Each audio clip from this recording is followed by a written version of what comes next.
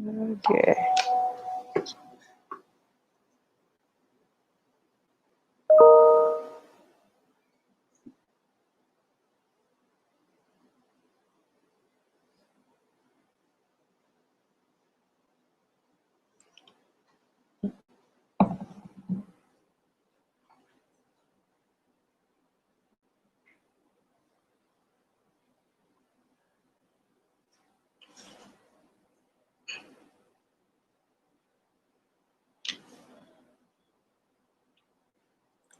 Hello, everyone.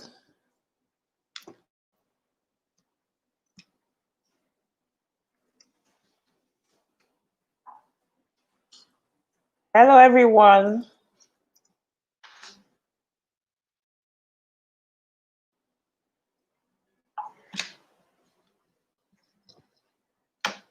Hello. I'll wait till more people join us.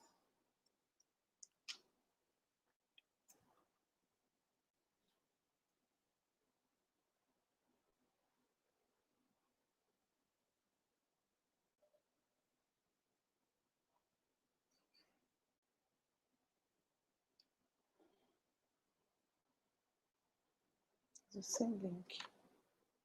The same link. Let me see. The same link.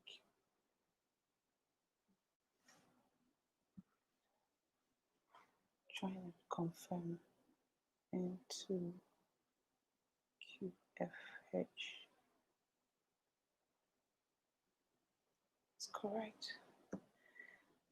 Hi, good evening, everyone. So sorry, I'm having network challenges, unfortunately. And I'm trying to, the first speaker is actually struggling to join me. I wanted to be sure that he can join in successfully. I wanted to be sure he can join me successfully, but not exactly.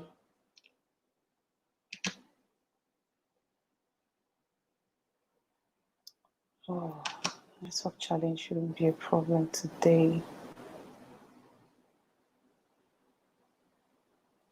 Yes, I can see everyone. I can see Michael. I can see Isaac. I can see Chisom. Good evening. Oh dear, I'm trying to sort out this network. My first speaker is actually saying ready to join, but the link is not working. Oh, this is exactly the link. StreamYard.com. It's correct. FHW. It's correct. I don't know what the issue is.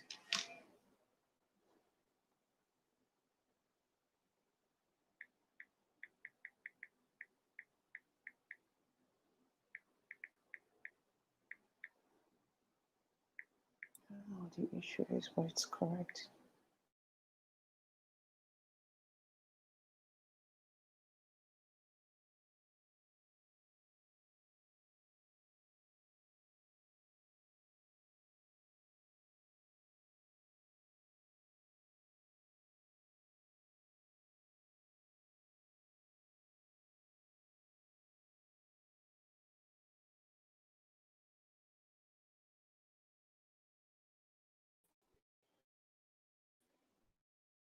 It's back. We'll just keep going off and on.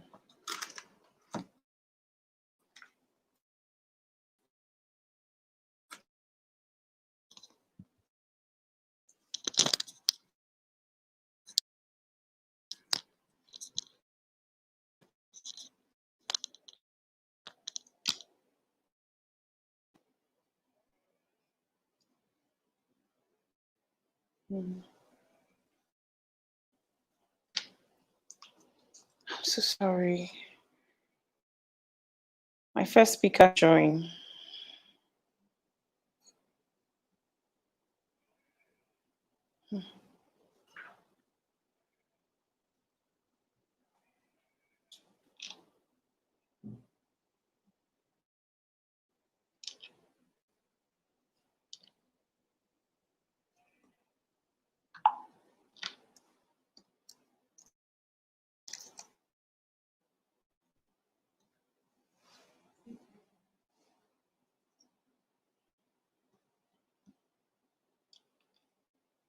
Trying to see if I can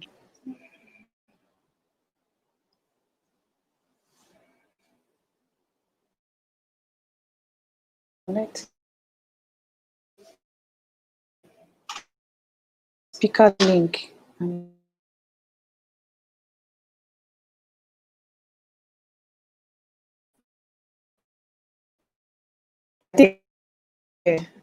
Oh, awesome. Awesome. Awesome. God, at some point I was like, what's wrong with this link? Like I clicked on my phone and it's working on my phone. And I'm, I'm wondering, okay, now that you are here, I can officially start the session. Okay. Thank you so much, Oyinda Mola, for joining me. And thank you so much. Thank you, everyone, for joining me here, celebrating this day with you guys. I'm elated. Like I can't even express my joy. Okay. So today is the official launch of the Harmonized Life. And today is also my special birthday. It's not a milestone birthday. I'm still in my 30s. But it's a milestone for me because this is actually my first book, and I poured in everything in me to write this book, and I'm so happy that I'm giving you this gift tonight. You know, gifts to hear from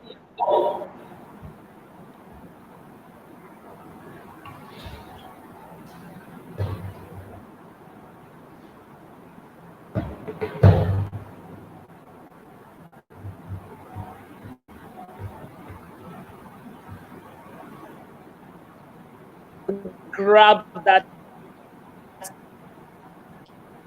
gift tonight. Okay. I hope we're still much time. Our first speaker is supposed to kick off at exactly 6:05, but internet connectivity, thanks to internet connectivity. So here I'm going to introduce Oyindamola Johnson.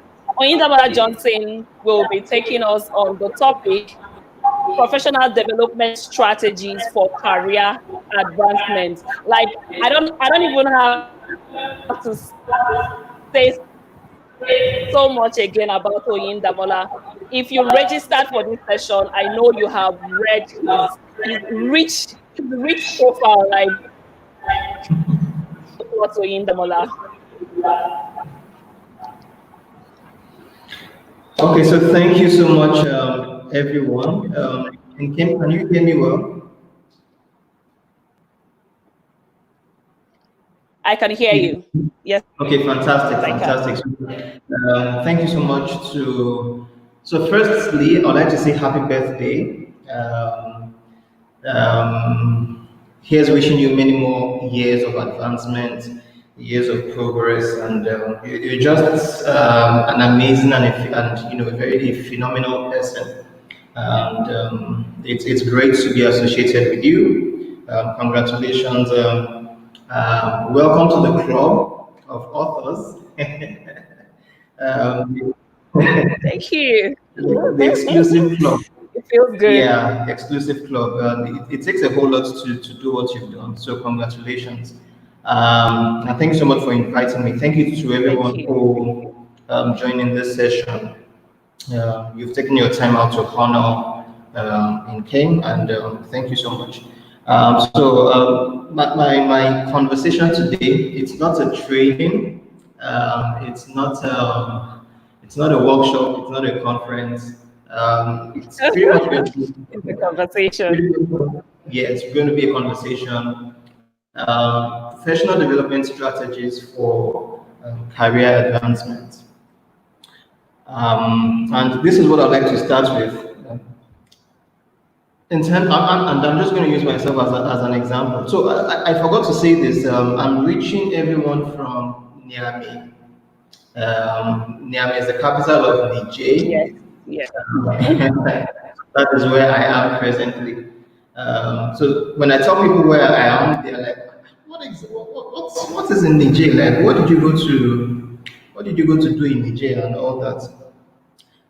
So what I'd like to say is, as a professional, you need to be adventurous. Honestly, I've told some people that some of us need to leave Lagos. Lagos is too congested. Honestly, so in terms of professional development strategies, like the opportunities outside, everything is not concentrated right there in Lagos.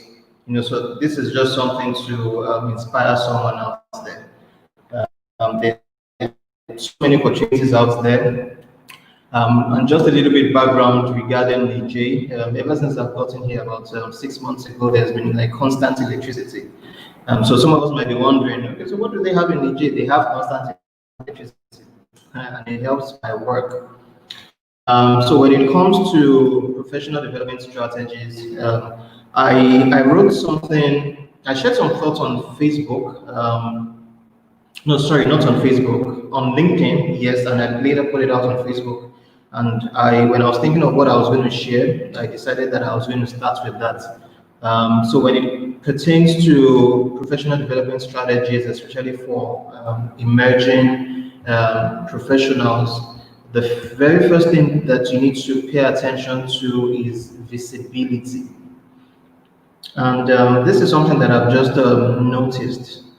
Um, I've had the opportunity of working on social innovation projects across um, four different continents: Africa, Europe, Southeast Asia, and North America. Working with C-suits.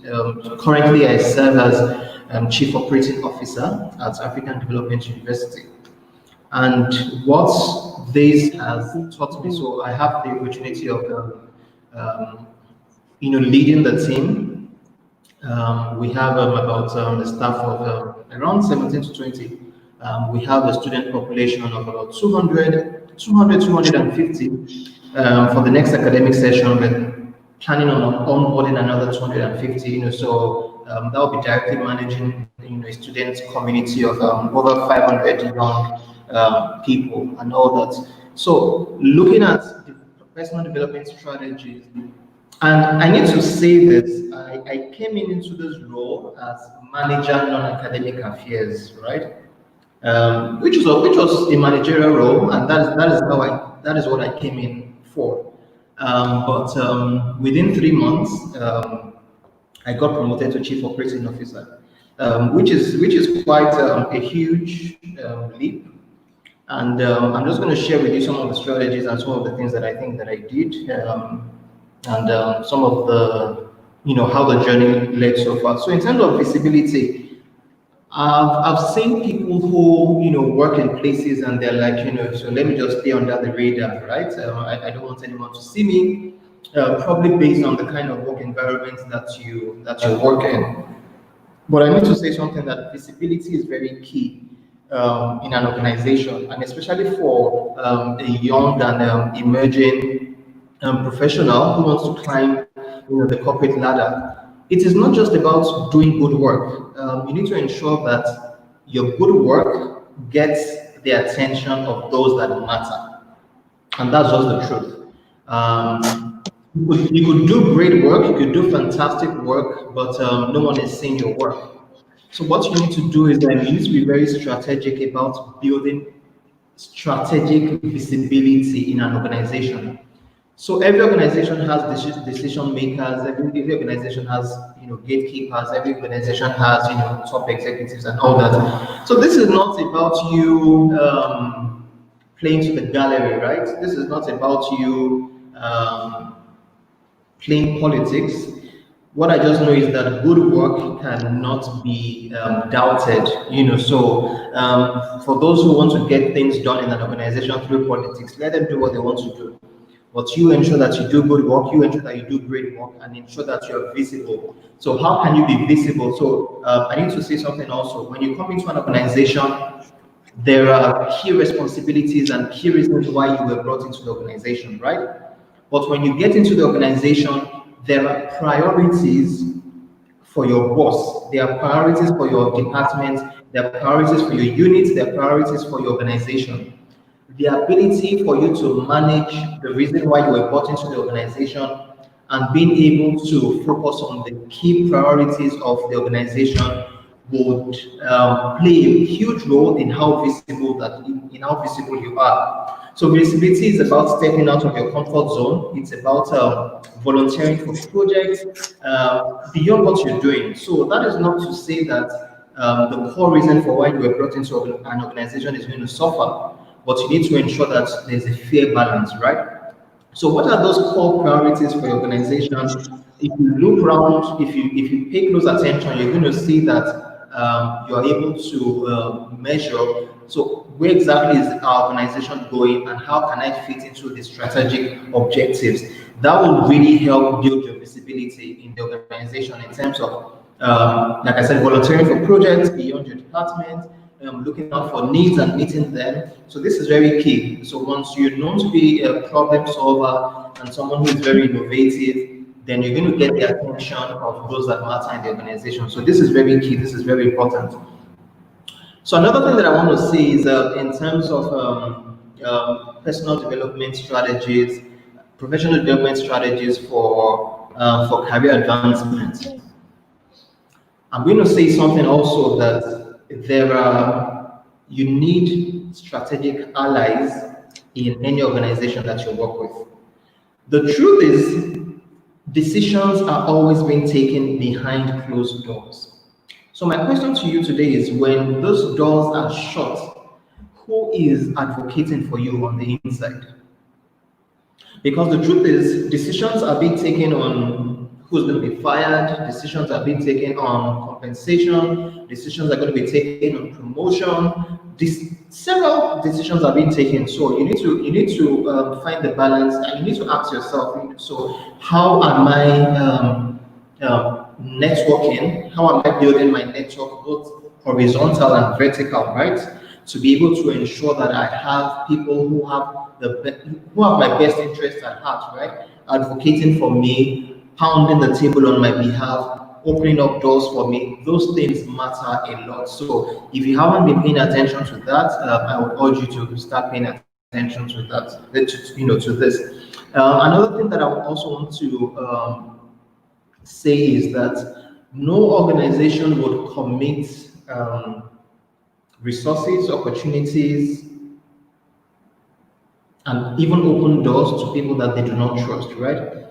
And I normally tell people that the first thing is that trust is a gift, right? But it is a gift that can be given and can also be taken. So the question that I want to ask is, how valuable are you in the organization, and how much can you be trusted? Trust starts with the little things. Okay, so I'm going to deliver this report Monday morning by 10 a.m. You do as you deliver as you've said. I'm going to ensure that this project is done. I'm going to ensure that this initiative is done. You do as you've said. So by the time you build up that trust currency, you would find out that your trajectory in an organization is it's guaranteed, right? It's very, very much guaranteed. So that is something that you need to pay very close attention to, which is trust. The place of trust is very important. Another thing that I want to see is in terms of professional development strategies, especially for emerging leaders, is in terms of a workplace, in terms of where you work, you need to understand the power structures, right? The power structures that exist in the organization that you work in is very key and is very critical to your growth and to your development as either as an employee or whatever position that you hold in the organization. So the question I'm going to ask you is: are you aware of the power structures that evolve in the workplace that you work in, and how are you aligning yourself strategically to ensure that, number one, you're not in the line of fire, and number two, to ensure that you're taking advantage of these power structures for your benefit? Because the truth is, when you get into an organization and you directly set yourself in the line of fire, where power structures exist, then that's how you find, very skilled, very experienced people get into organizations and they do not last, they do not last long at all. So that is something that you need to pay attention to. Pay attention to power structures that exist around you and leverage it for your good. I know that I don't have too much time, and I'm going to wrap up very soon. Yes, yes, yes, So just the yes. final, my final thought is that you need to learn how to build strategic relationships, and strategic relationships in form of you getting into relationships in your workplace and in your network with the mindset of giving, not necessarily of collecting. Everyone thinks networking is about, how can I get connected to this person? How can I get from everybody? No, but get into relationships with the mindset of I want to give, I want to add value. And sometimes just understand that some relationships do not yield or pan out immediately. You might need to nurture some relationships for 1 year, 3 years, 5 years until you can leverage on it. So let's move out of this mindset of I connect with someone today, I have to cash out tomorrow. It doesn't Mm, always work like that. And also, the last thing you need to understand is your continuous personal and professional development is your number one priority, right? Your number one of priority. course, And this is something I work in an education institution, and our library is 20,000. We have 20,000 plus books. And I told myself one day, I said, look, I can be surrounded with books. I can be so passionate and involved in developing others. And if I'm not developing myself, everyone is going to move and just leave me alone. So I have to mm-hmm. develop myself 10 times faster than I'm developing other people, or else I'm going to be outdated so far. So whatever it is I'm giving out, whatever it is that I'm doing to develop people, you can be sure that I'm developing myself 10 times faster. And these are just some of the things that you need to pay attention to as a young professional. Over to you, Iken. Awesome, awesome. I heard everything you said, like from the power structure, you know, from aligning relationship, building relationship in the workplace, aligning Yeah. yourself strategically in the work or in the workplace, and continuous personal development. That is so so awesome. Okay, I know. Yes, personal development. I can see Evelyn is saying personal development is number one priority because you can't give out what you don't have. Okay, it's from within that you can, showcase yourself without. So personal development is very very key, and that's the only ticket for you to advance in your career. Okay, Sure. every other thing is addition. So thank you very much. If you have any question for Oyin Damola, we can quickly take questions so that the next speaker will join us by 6:30. We're actually behind schedule.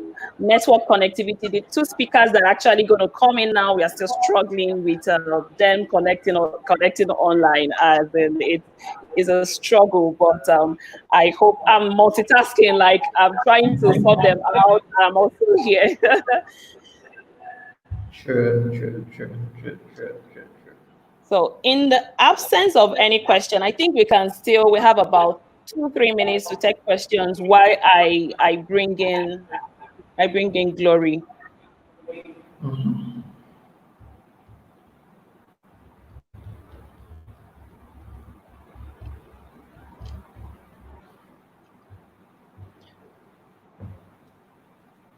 Okay, there are no questions. There are no questions. Okay,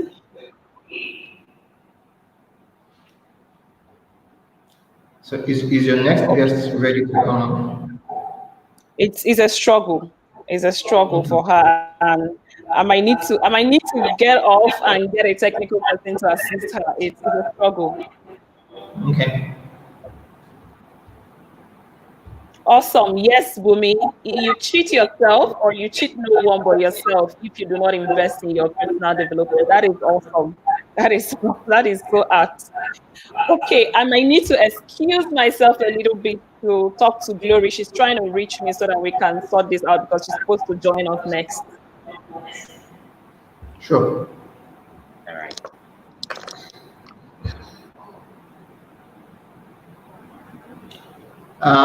So if everyone is hearing me while we wait for in came to come back, going through the comments here. Evelyn, yes, sure, personal development is number one priority. Olukumi, relationships, that is very key. Tolu, ensure that your good work gets the attention of those that matter. That is very key. Chizon, power structures it's powerful to your growth and development, sure. Chisholm also be feasible strategically, true. What other comments do we have here? Um, uh, Thank you, Indamna. What would be the first book to read for someone that wants to be more politically educated about their workplace? Okay, so I think the first book you should read is Elevate Your Game. So that's just a plug there, right? The name of my, so I'm an author also. The name of my book is Elevate Your Game.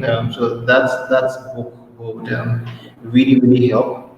But there's also a TED talk that you need to watch. I do not have the details now, but what I'll do is before the end of this program, I'll send the title of the excuse me of the TED talk to Kim, and I'll see she will share it with you. I'm just trying to Google it to see if it would pop up.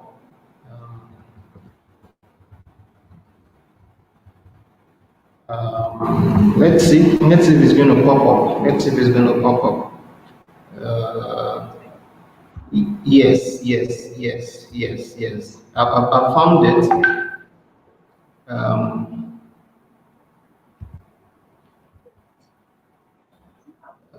let's see.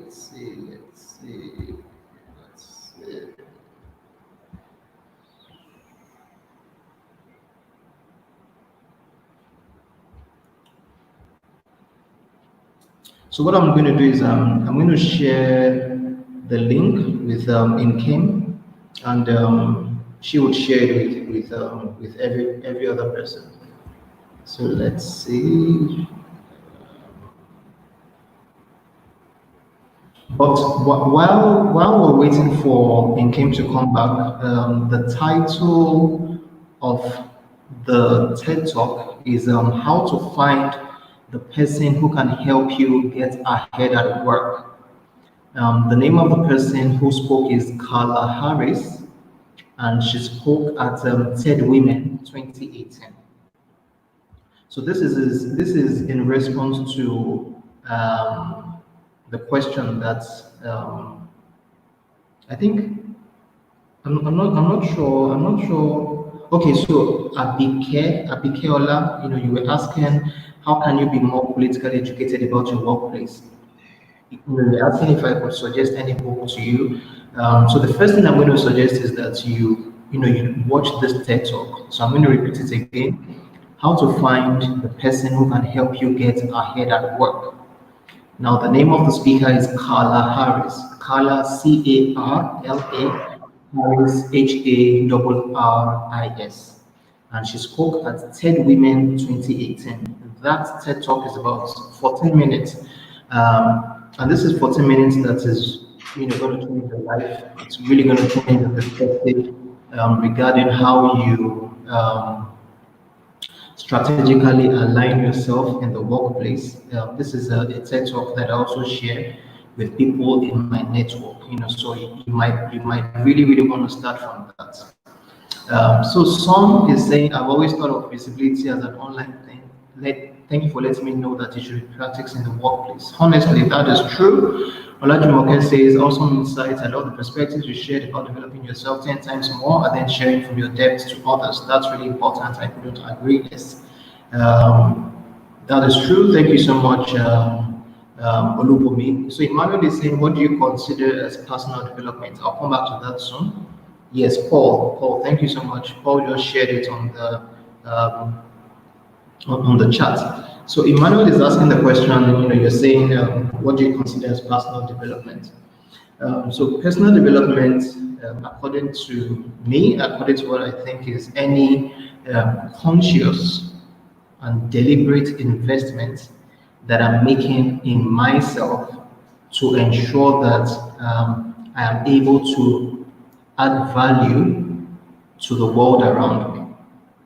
So when I say to the world around me, it's either adding value in terms of adding value in the workplace, adding value, in the family, adding value in society. So you need to be very conscious of the words that I'm using. I said any conscious, deliberate, and strategic investments that I'm making in myself.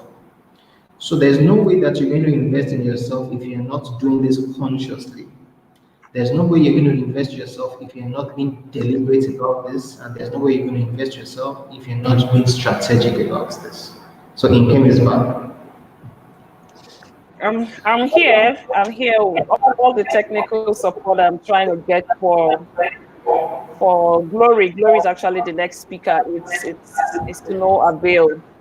So I have asked them, Dupe, who is the third speaker, to join us. I've Sure, asked sounds Dupe to good. join us.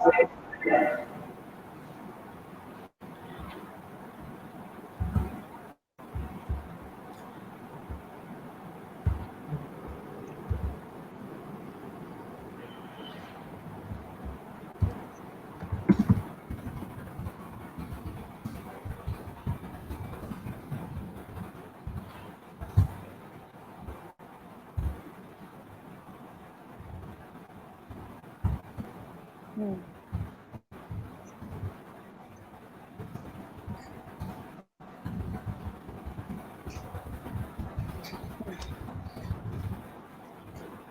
Excuse me.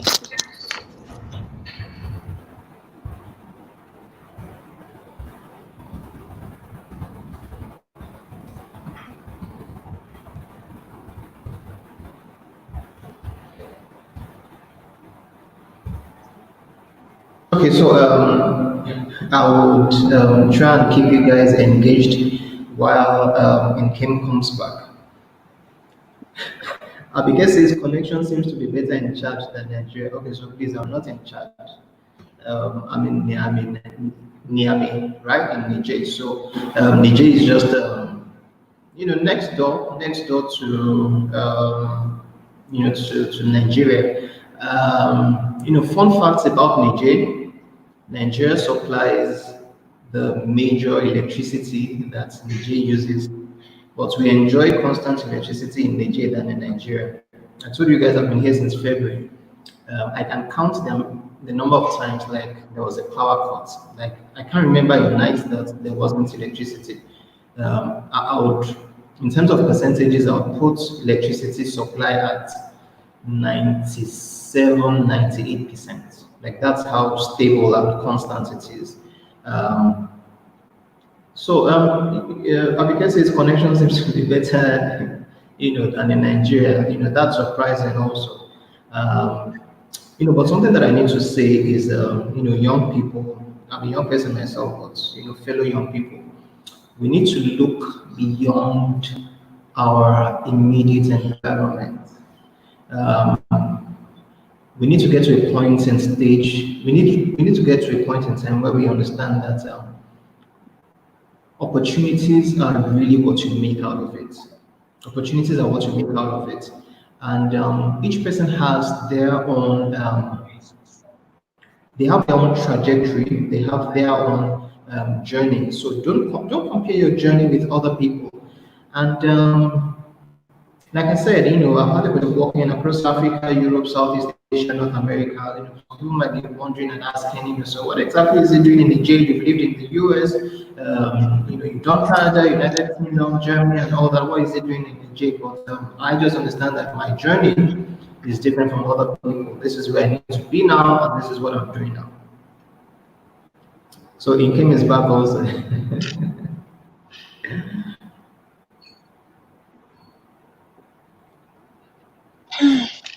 I have to actually call the fourth speaker because the second speaker is struggling to join us.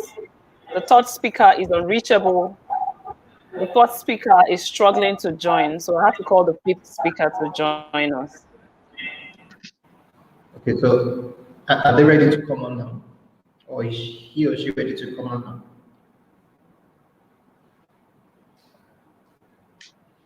Yes, Eno Sam is just about to join. So I really okay. Dupe is here. Awesome. Okay, Dupe is here. Awesome. So I'm gonna bring Dupe on board. Thank you so much, Oyindamola. Thank you so much for even holding forth while I'm struggling to sort out these glitches. I truly, truly appreciate you. So I'm actually going to You're exit welcome. so that I can bring in Dupe. Thank you, thank you, thank you so much. I truly appreciate. Congratulations. You're welcome. Congratulations.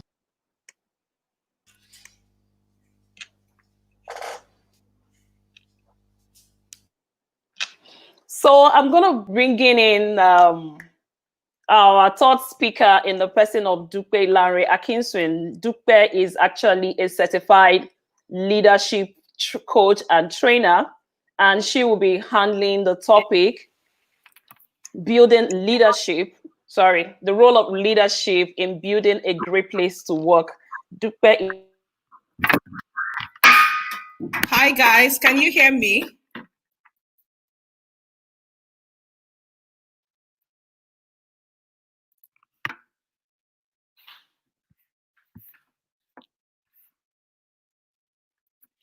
online already, but I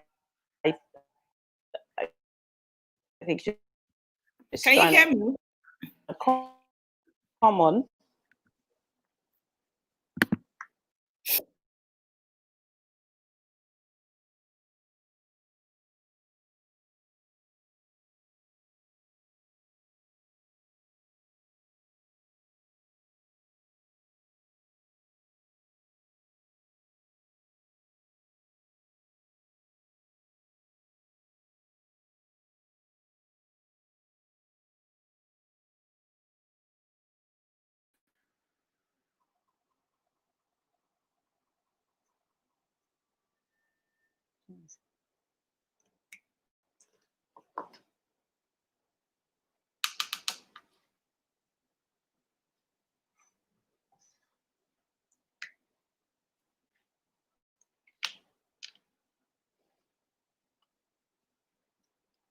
Oh my God.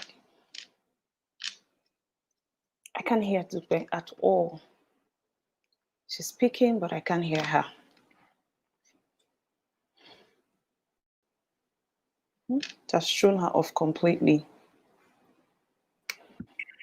Can you hear me now?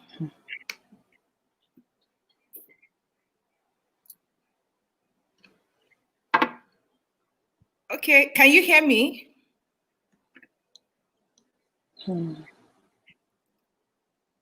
Hello, can you hear me?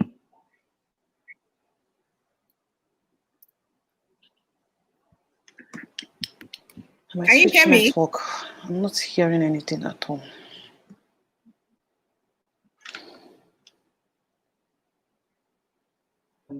Can you hear me? Oyinda can hear me.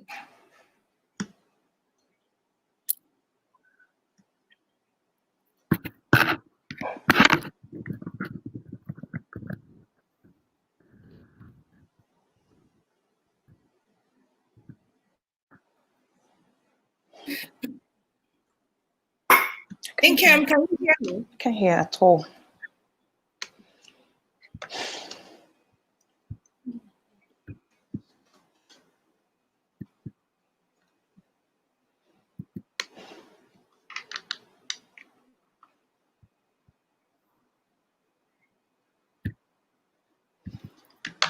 God.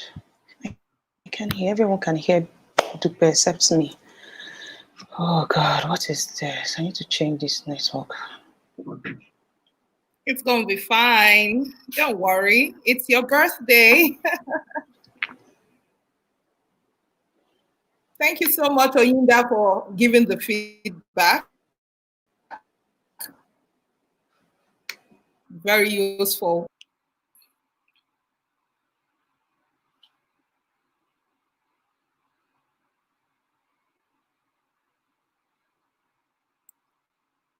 Would you like us to continue or should I mean, start?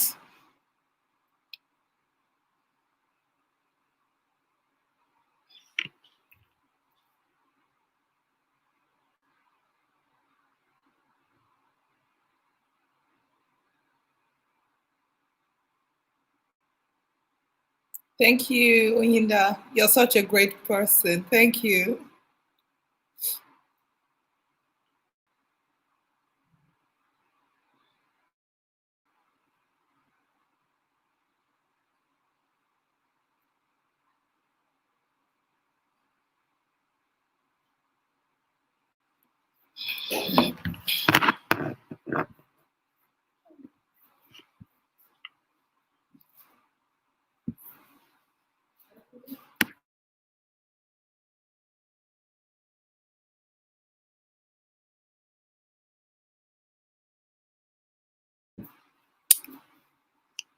Okay, I guess we're just going to wait for Nkem to join us back, right?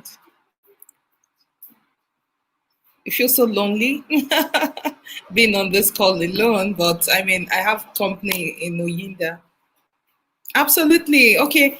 Thank you so much, Oyinda, for that tip. I mean, there's a way we all can just get carried away with trying to sort out these technology glitches, and then you forget there's an audience. I'm so, so sorry, guys. Good evening and happy new week. Right, to everybody. It's Monday and it's Inkem's birthday. Yesterday was my daughter's birthday, and I feel so excited, that it's been a season of celebration for me. So joining Inkem on this virtual book launch is such an amazing opportunity. And as she said, before she went off the call, I'll be talking about the role of leadership in making organizations a great place to work. So maybe while we wait for Nkem, can I ask us to please put in the comment box, what you think some of the roles leaders in the workplace need to play in making our organizations great places of work. I would like to hear from you, and then I'm just going to share from there when Nkem comes back. Anybody, any thought is welcome. What do you think leaders should do in making organizations great places to work?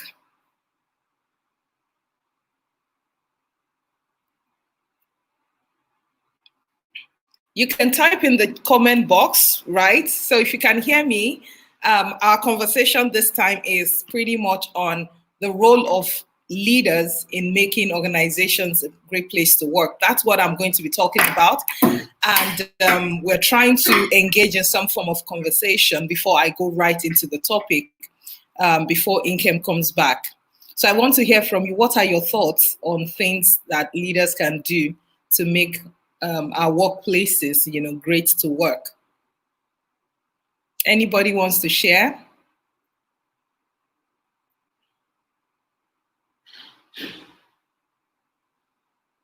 Oh, goodness. Can't see. Okay. Oh, thank you.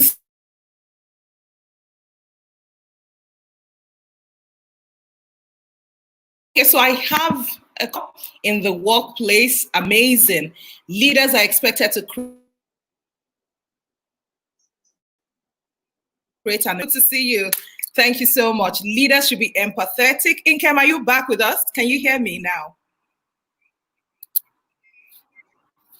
Okay, we're still going to wait for her, but I'm just going to keep reading on the comments, right? Inclusivity is something I feel a lot of organizations lack. They should look out for the good of other staff members, set the pace, ensure the vision and the future is clear and constantly communicated to everyone. Absolutely. Absolutely. Okay. Okay, thank you so much, guys. I totally was focused on the private chat. I did not see that a lot of conversation, going on in the live comments. So I'm just going to go ahead and share with us on the role of leaders in the workplace, in making it a great place to work. So I know I have a very short time, but usually when I'm allowed or asked to speak on leadership, I like to put leadership in context, okay? Who is a leader? All right, a leader is not necessarily someone with title although we do know and recognize that position can actually give some leverage where influence is concerned. So if I want to go by the definition of John Maxwell, he says leadership is influence, nothing more, nothing less. So if we want to define a leader from that angle, we'll say a leader is someone with an influence. And what exactly is influence? Because if you know what influence is, then you will know who a leader is. So if a leader is someone who has influence, it simply means, from the definition, from Oxford Dictionary, influence simply means ability to change a behavior or a thing, a situation, or whatever. So it's the ability to bring about an effect, that will bring about a change. So pretty much a leader is a change agent. A leader in an organization is a change agent. And you will agree with me that you do not need to be the CEO before you become a change agent. You can actually lead from wherever you are in the organization. So when we talk about the role of leaders in the workplace, we're not necessarily talking about the role of your CEO in making your organization a great place to work. Because oftentimes when it comes to us talking about the role of leaders, employees are quick to think like, oh yeah, please tell them, let them know that they have a role to play. But the truth is, we all have roles to play in making our organizations a great place to work. And so we first even need, beyond defining who a leader is, we need to define what makes an organization a great place to work. Is it when employees have this good sense of feeling like, I love going to work? Or what exactly is it? Now, we need to always have a balanced perspective to this topic. So when we talk about great place to work, we're not talking about having 40 days annual leave. We're not talking about the fact that you can bring your dog to work. We're not talking about the fact that you can wear jeans on a Monday morning.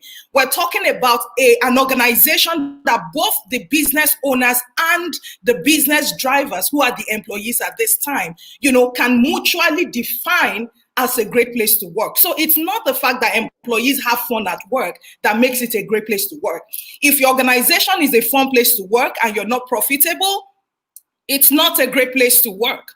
And if your organization is profitable and people cannot have fun at work or do not love going to work, then it's not a great place to work. So there will always be that two perspective. So coming from the place, where we've defined a leader to be anyone in an organization who has the ability to bring about change, to the fact that we can define great place to work, not just limiting it to all those fancy policies we all dream, myself inclusive, right, to have in the workplace, okay? It's about having that robust conversation. What is a great place and who is a leader? So what is your role in making your organization a great place to work? And what is my role in making my organization a great place to work? Or what are the roles of our leaders? So we've highlighted a couple of things. Good to have you, Inkem, and happy birthday. I'm blowing you kisses right now, right? So good to see you. So I said, first thing is, I said we need to understand our roles as culture shapers, okay? We need to understand that we're culture shapers. If you're an agent of change, you will understand that your behaviors, your actions, and inactions have a direct impact on whether the organization can be set to be a great place to work or not. So in terms of how you bring your A game to the table in driving results, to how you're able to have a positive influence on the people around you, those two things actually go hand in hand. So the first thing we need to understand that we have a part to play in shaping the culture of our organization. And I'm going to quickly tell you a story. I shared something on LinkedIn yesterday. It was my children's birthday, like I said. And I reflected, I thought of, the period when I was pregnant at my workplace. I used to work with PricewaterhouseCoopers at the time. And I was an associate consultant and, pretty much that was at the base level of the cadre. But yes, I was rising. Now, before I got pregnant, one of the things I had on my goal list was to have made consultant by a certain time in my career. And guess what? I got pregnant. I wasn't even ready to get pregnant. And then I got pregnant, of course, for my husband, right? And then I went for scan, and then scan told me that I was expecting 2 babies. At this time, I wasn't ready to have any child at all, even. I wasn't ready for one. And then I was pregnant with 2 kids. I cried my eyes out, when I went for that scan. And they were surprised, like, how would you? I mean, why would you? It's something you should be excited about, and I totally understand why. But because of goals I'd put in place, I'm like, oh my goodness, how am I going to balance work, career, and then having two babies? I was just so young, and it was so much for me. But guess what? I belonged to an organization. I wasn't sure how they were going to perceive, my attitude. I didn't know whether or not my pregnancy was going to have an effect on me. But guess what? I was strong, relatively strong at the beginning, and I would put in my effort at work. I would get on client projects. I would give my best shot. I would do stuff, think of ways to add value to the clients, think of ways to add value to my organization. And then when the pressure of my pregnancy started, that I needed to be on bed rest for 3 weeks, I needed to be away from work once in a while, until the 28th or so week of my pregnancy, I still had about 12 weeks to go. One day, my line manager saw me, my coach saw me, said, Dupe, the way I'm looking at you, it's like your back will soon give way. It's like you are not balanced. The way this thing is doing you are moving left to right without controlling yourself. He said, let's sit down. Let's take a look at the policy, And he said to me, what project are you currently working on? I told him I was on X project. And he said to me, Dupe, you cannot do this project the way you are. You're too heavy to move around. And then we sat down together and we looked at the policy together. And he said, Dupe, you know what? You can actually apply for sick leave.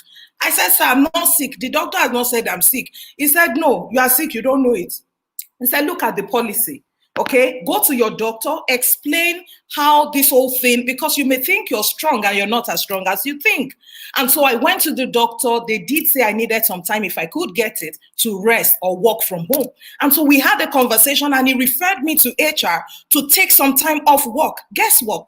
I was pulled off that project so I could get on a project that will allow me to sleep. And I worked remotely for 12 weeks till I put to bed. And they did not deduct those days from my maternity leave. Neither did they deduct those days from my annual leave. Guess what? Till tomorrow, I've left PricewaterhouseCoopers now. It's like 7 years. I still refer to that organization as one of the greatest places to work. Right? Why is that? Because of the experience I had with the leaders. It's because some leaders decided to be intentional to prioritize people over policy. Today, we can get the right balance between process, between policy and people. We are going to have the right mix, that will give us the kind of great organizations we desire to work with. So you need to know your role as change agents. You should not be that leader who prioritizes policy over people. If the exceptions that need to be applied from time to time, let's understand. Now, in the face of the global pandemic, right, a lot of things have happened. But guess what? Some organizations may still retain the policies the way they are in the face of obvious realities. This is the time for you and I to sit down and review our processes and ask ourselves, what worked for us yesterday? Will it still work for us today? A lot of business deals have been closed during this pandemic without showing up in suits and tie. Do we need to commit suicide by knocking time Monday to Friday in a place like Nigeria, for instance? We know that we are working, right? We need to understand that, this is the time for us to really identify what really matters. And do you know what matters? The people matter. The policies don't matter because people design policies. Now, the better you treat your people, the better and effective your policies can be. So I will tell you that the role of the leaders, will be being culture shapers, being people that can, make themselves get accountable even to the standards that have been set, because you can never tell people to do what you don't do. Okay, so a lot of leaders say, oh, go to the policy. The policy. No, we are reading you, sir. We are reading you. All right. And when we say sir and ma, we are referring to all of us. All right. Before you point that finger at your colleagues, do you know the reason why some people think the organization is not a great place to work is because they work with colleagues they don't trust. So before we think the managers or the management is the problem, ask yourself, my team members, am I giving them a positive experience that will make them want to work in this organization over and over again? All right. So I said, holding ourselves accountable to standards we've set, and being accountable to the people that we lead, will ultimately help us set the right tone in our organizations. I said, leading by example, and of course, being open to feedback. We need to always feel the pulse of the business, okay? As leaders, as change agents, you need to be aware and conscious of what is going around you. And that's what is called mindful leadership, or being mindful, mindfulness. You cannot be in an organization and just exist, just float around. You don't know what's going on. From top, you don't know what's going on. You don't know what the pain the people beneath you are feeling. Then even you have peers. You don't know what is going on with your peers. I pulled a call through to some of my colleagues the other day. I'm in HR, right? But then I remember that in the course of my work, I do have friends cross-functionally. I picked up the phone and I called a few of them. And one guy said to me, said, Dupe, thank you for remembering to call me. He said, do you know I've even forgotten to reach out to people? He said, because you reached out to me, I'm going to reach out to some other people. Now, what will happen if everybody is checking on people? I don't have to say, I'm in HR, you're in commercial, you are selling, I'm working, we're all working, you should be fine. Just that thoughtfulness, and you don't need to be their bosses to remember them. Just those random acts of humanity, are the things that people experience on a day-to-day basis that makes them feel that the organization is a great place to work. So be open-minded, be collaborative, and be have a growth mindset. Don't be fixed in the past. Feedback will come. People will tell you, these are things that are going on. These are things we believe should be done differently. Oh, don't say it won't work. Oh, they've tried it before. It's not going to work. No, why don't you try it first? Why don't you, give it a chance, give it a shot, and let's see how it will be. So these are some things I believe. We can talk about being inclusive. We can talk about being, humane. We can talk about all of those things, but it starts from you and I, asking ourselves, am I really the change agent I want to be? Am I really a change agent? Before I demand for leadership, am I demonstrating leadership? Am I even setting the right tone? And how do you set the right tone? Be productive on your job. Like I said, you can have a happy organization, but if your organization is broke most of the time, if they can't pay your salaries most of the time, you're just going to be a happy broke organization. And that to me is not a great place to work. So let's bring all our A game as employee influencers and as management influencers. Let's all come together and make our organization a great place to work. It's not management's responsibility. It is your responsibility. And of course, the final thing I will talk about is be mindful of your value proposition, your employer value proposition. What kind of organization do you want to be known as, right? Define that upfront. Be very specific. What are those things that we want to put in place to be able to attract the right talent, the right people who share the same values and vision and all of that, and being intentional about putting those things in place. And of course, being mindful, feeling the pulse of the people to ensure that the things you have put in place are working. All these things will help us in building a great place to work. I hope I've shared a thing or two that you find useful this evening. Thank you.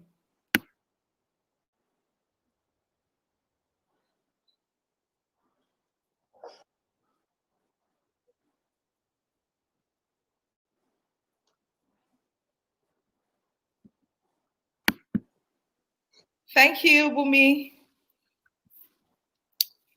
Okay. Inkem, can you hear me now? Oh, maybe, I don't know how the conversations before now, pan out, but do you have any questions or comments that you'd like us to discuss?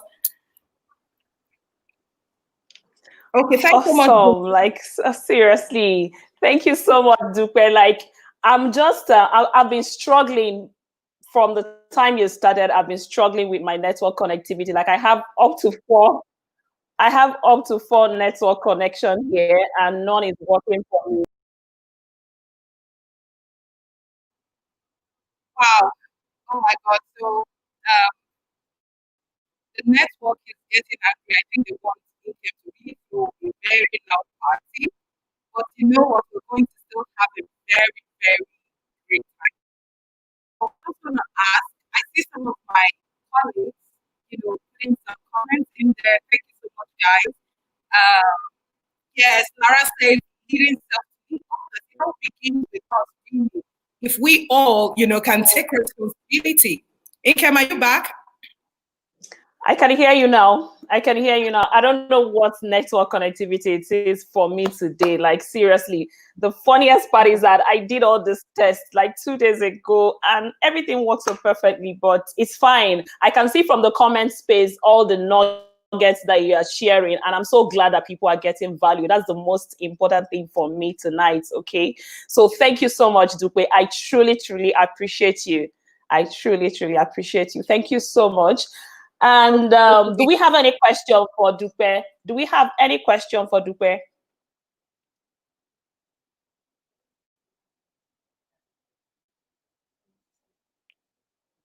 All I can see is thank you, thank you, thank you. And I'm joining Mai to say thank you so much. By now, we should be having our guest performance, a spoken word artist. And unfortunately, he's not here yet. Okay. Because of time, drag, and everything, we missed out a session. So I think it's also best for us to invite the spoken word artist to at least help calm our nerves. Because for me, I'm a bit tense because of the whole network issue. So I believe bringing him on board will help us a great. Okay. I step out of the room, right? Let me sort that out.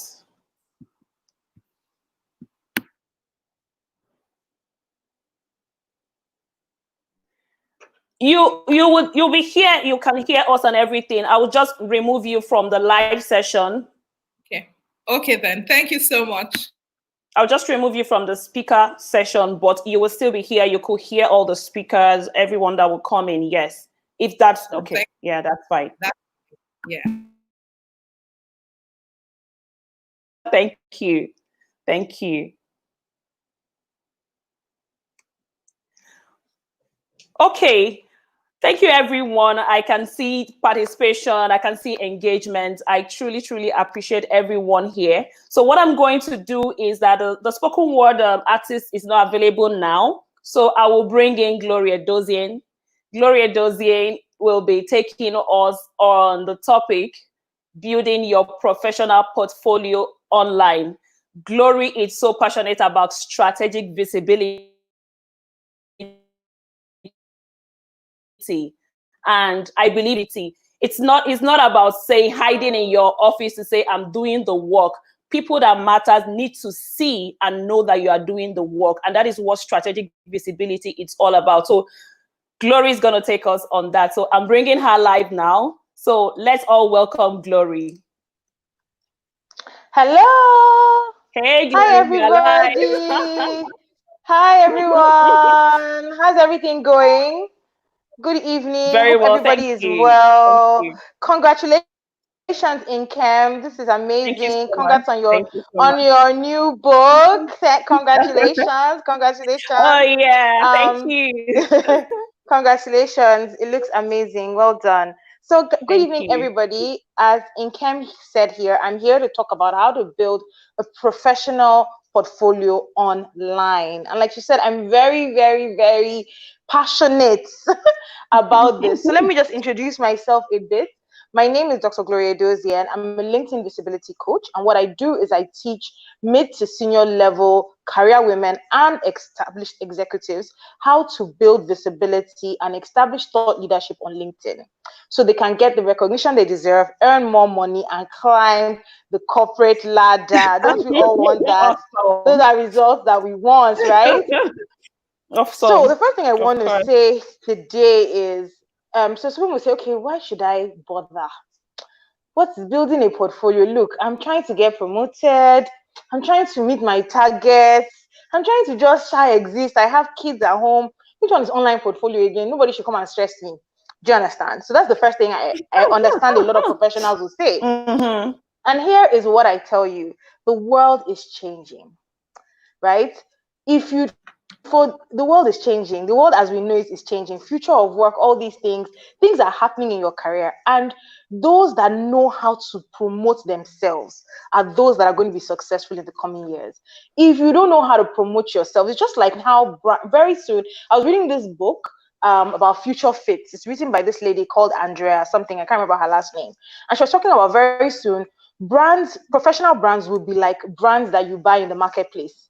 So your professional brand will be like Unilever. It will be like all these other corporate brands, GTB, FCMB, all those brands. That is how professionals will soon be addressed. So if you don't have a professional brand, if nobody knows you, if nobody knows the things you do, how will you get promoted? How will you get life-changing opportunities? So let me give you an example. I always like to tell this story. I have a friend, her name is Bumi. Bumi does excellent work in her sector. Excellent work, right? But recently, she's trying to apply for a high-level position that has global relevance. And she got the form to apply for this opportunity. They asked her a few questions, and she was so ashamed. The first question they asked her is, supply your LinkedIn profile. Her LinkedIn profile, maybe she updated it last in 2017. It is not an accurate representation of her professional capability. That's one. The second thing they asked her is she should provide references from thought leaders in her sector. Bumi has been working so hard in her career. She has not grown a network, a strategic network of people who can vouch for her capability. The third thing they asked her, they said, do you attend events as a speaker? So not just do you attend conferences, or do you attend events as a speaker? Bumi could not answer yes. 3 simple questions. And Bumi has been working for over 15 years. Now, somebody who has been doing less work than Bumi, but has these 3 simple things would apply for that job. And then tomorrow they will say, look at her. What did she do? What does she do? I've been working here, doing this. If you are not doing certain things, being strategic in your career, you are going to miss out on opportunities. I'll give you a case in point. Today, I was sitting down on my own and I got an email from a corporate communications manager from a university. And they're asking me to become their affiliate to help them promote some of their courses here in Nigeria. I didn't know the opportunity existed. I was just sitting in my home, preparing my notes for Nkem session, and I got the email. How did they find me? They found me online, me online on LinkedIn. So people are searching for the skills you have, but they can't find you. Where are you? Where are you? Where are you? Where are you? You are busy with your head stuck in your work, trying to make your 9 to 5, trying to do this. That is unfortunately in the world we are entering and the world we are even in now, that is not enough. So I hope first of all, I've been able to convince you that building an online portfolio for the work you do is so important. That's number one. So when we are finishing, as you are finishing the session, just go on Google. Google yourself. If you cannot find your name on Google, there's work to be done. If the names you find on Google, especially if you have a common name, and there are so many people with your name, and there's no way for you to distinguish yourself as a professional, there is a lot of work to be done. If you Google and your LinkedIn profile does not come up, your LinkedIn profile as a professional is your personal blog page. It is your personal website. And you can make it that your LinkedIn profile appears in Google searches. So that even when people look for your position, the position you have now, your name will come up in a search. You can do that just by adjusting the visibility settings on LinkedIn. So hopefully I've been able to convince you. Now let's go to this is free coaching. free coaching. Yeah. So we've done the why. Now let's go to the how. The how, very important. So how do you now build this online portfolio? The first thing is get your mindset right. See, I talked to a lot of professionals and in fact, today, as I was even preparing for this, somebody sent me a message and she said, oh, I've been working in this place. I get great results for my professional appraisals, but I've not been promoted, this, that, and the other. Please help me. And I'm thinking, how do you want me to help you? I Googled her, I can't find her on Google. I'm like, so when recruiters are searching for people with your skills, they can't find you. And why is this? A lot of times we have told ourselves as professionals that we should not be everywhere. This thing, oh, I don't want to be everywhere. And especially women, anytime I'm working with women, they will say, oh, Glory, please, I don't want to be everywhere. And I'm thinking, what does being everywhere mean? You know, somebody was saying the other day, I think it was in Kem that you even mentioned it, that somebody was saying that LinkedIn is now like a jungle. Everybody is there. Whether it is a jungle, whether it is Amazon, whatever it is, you are there for a purpose. So first of all, get your mindset clear. Understand that you are here as a professional to represent. It's just the same way as Instagram. There are people on Instagram that are doing things that I don't care for. But I'm on Instagram for a purpose and I stick to the purpose I went there for. So you as a professional, get your mindset right. Right? What do I want to achieve in my career? Get super clear on that. And I find that honestly, this is where professionals start to fail. When you ask professionals, what is your career goal? A lot of professionals don't actually know. A lot of times they think, okay, the logical next step is to be a manager. I'm doing like a discovery clarity call for a lady today. And I said, what do you want to do next? And she paused and she said, oh, well, the thing that I should do next. I'm like, is that what you want to do or the logical next step? And she said, oh, and this is somebody that has been working for over 12 years, works for an oil and gas servicing company, not any kind of company, an oil and gas servicing company. And she said to me, I've actually not thought about it. So a lot of times we are looking for promotion, we are looking for opportunities, but we have not sat down to get clarity on what we want. So that's the first thing. Get clear, right? Get clear. Get clear on what you want to do next, on what you want to do in your career. Clear your mindset. Understand that it's not about being everywhere. It's about being in the right places so the right people can see you. So that is what visibility is. Visibility is the art of letting the right people know what you are capable of and your impact as a professional. So like I always say, capability plus impact equals value, right? So that's number one. And then number two, get clear on get clear on your career goals and what you want to be known for. So do you want to be, so like now, let's say you're a marketing professional.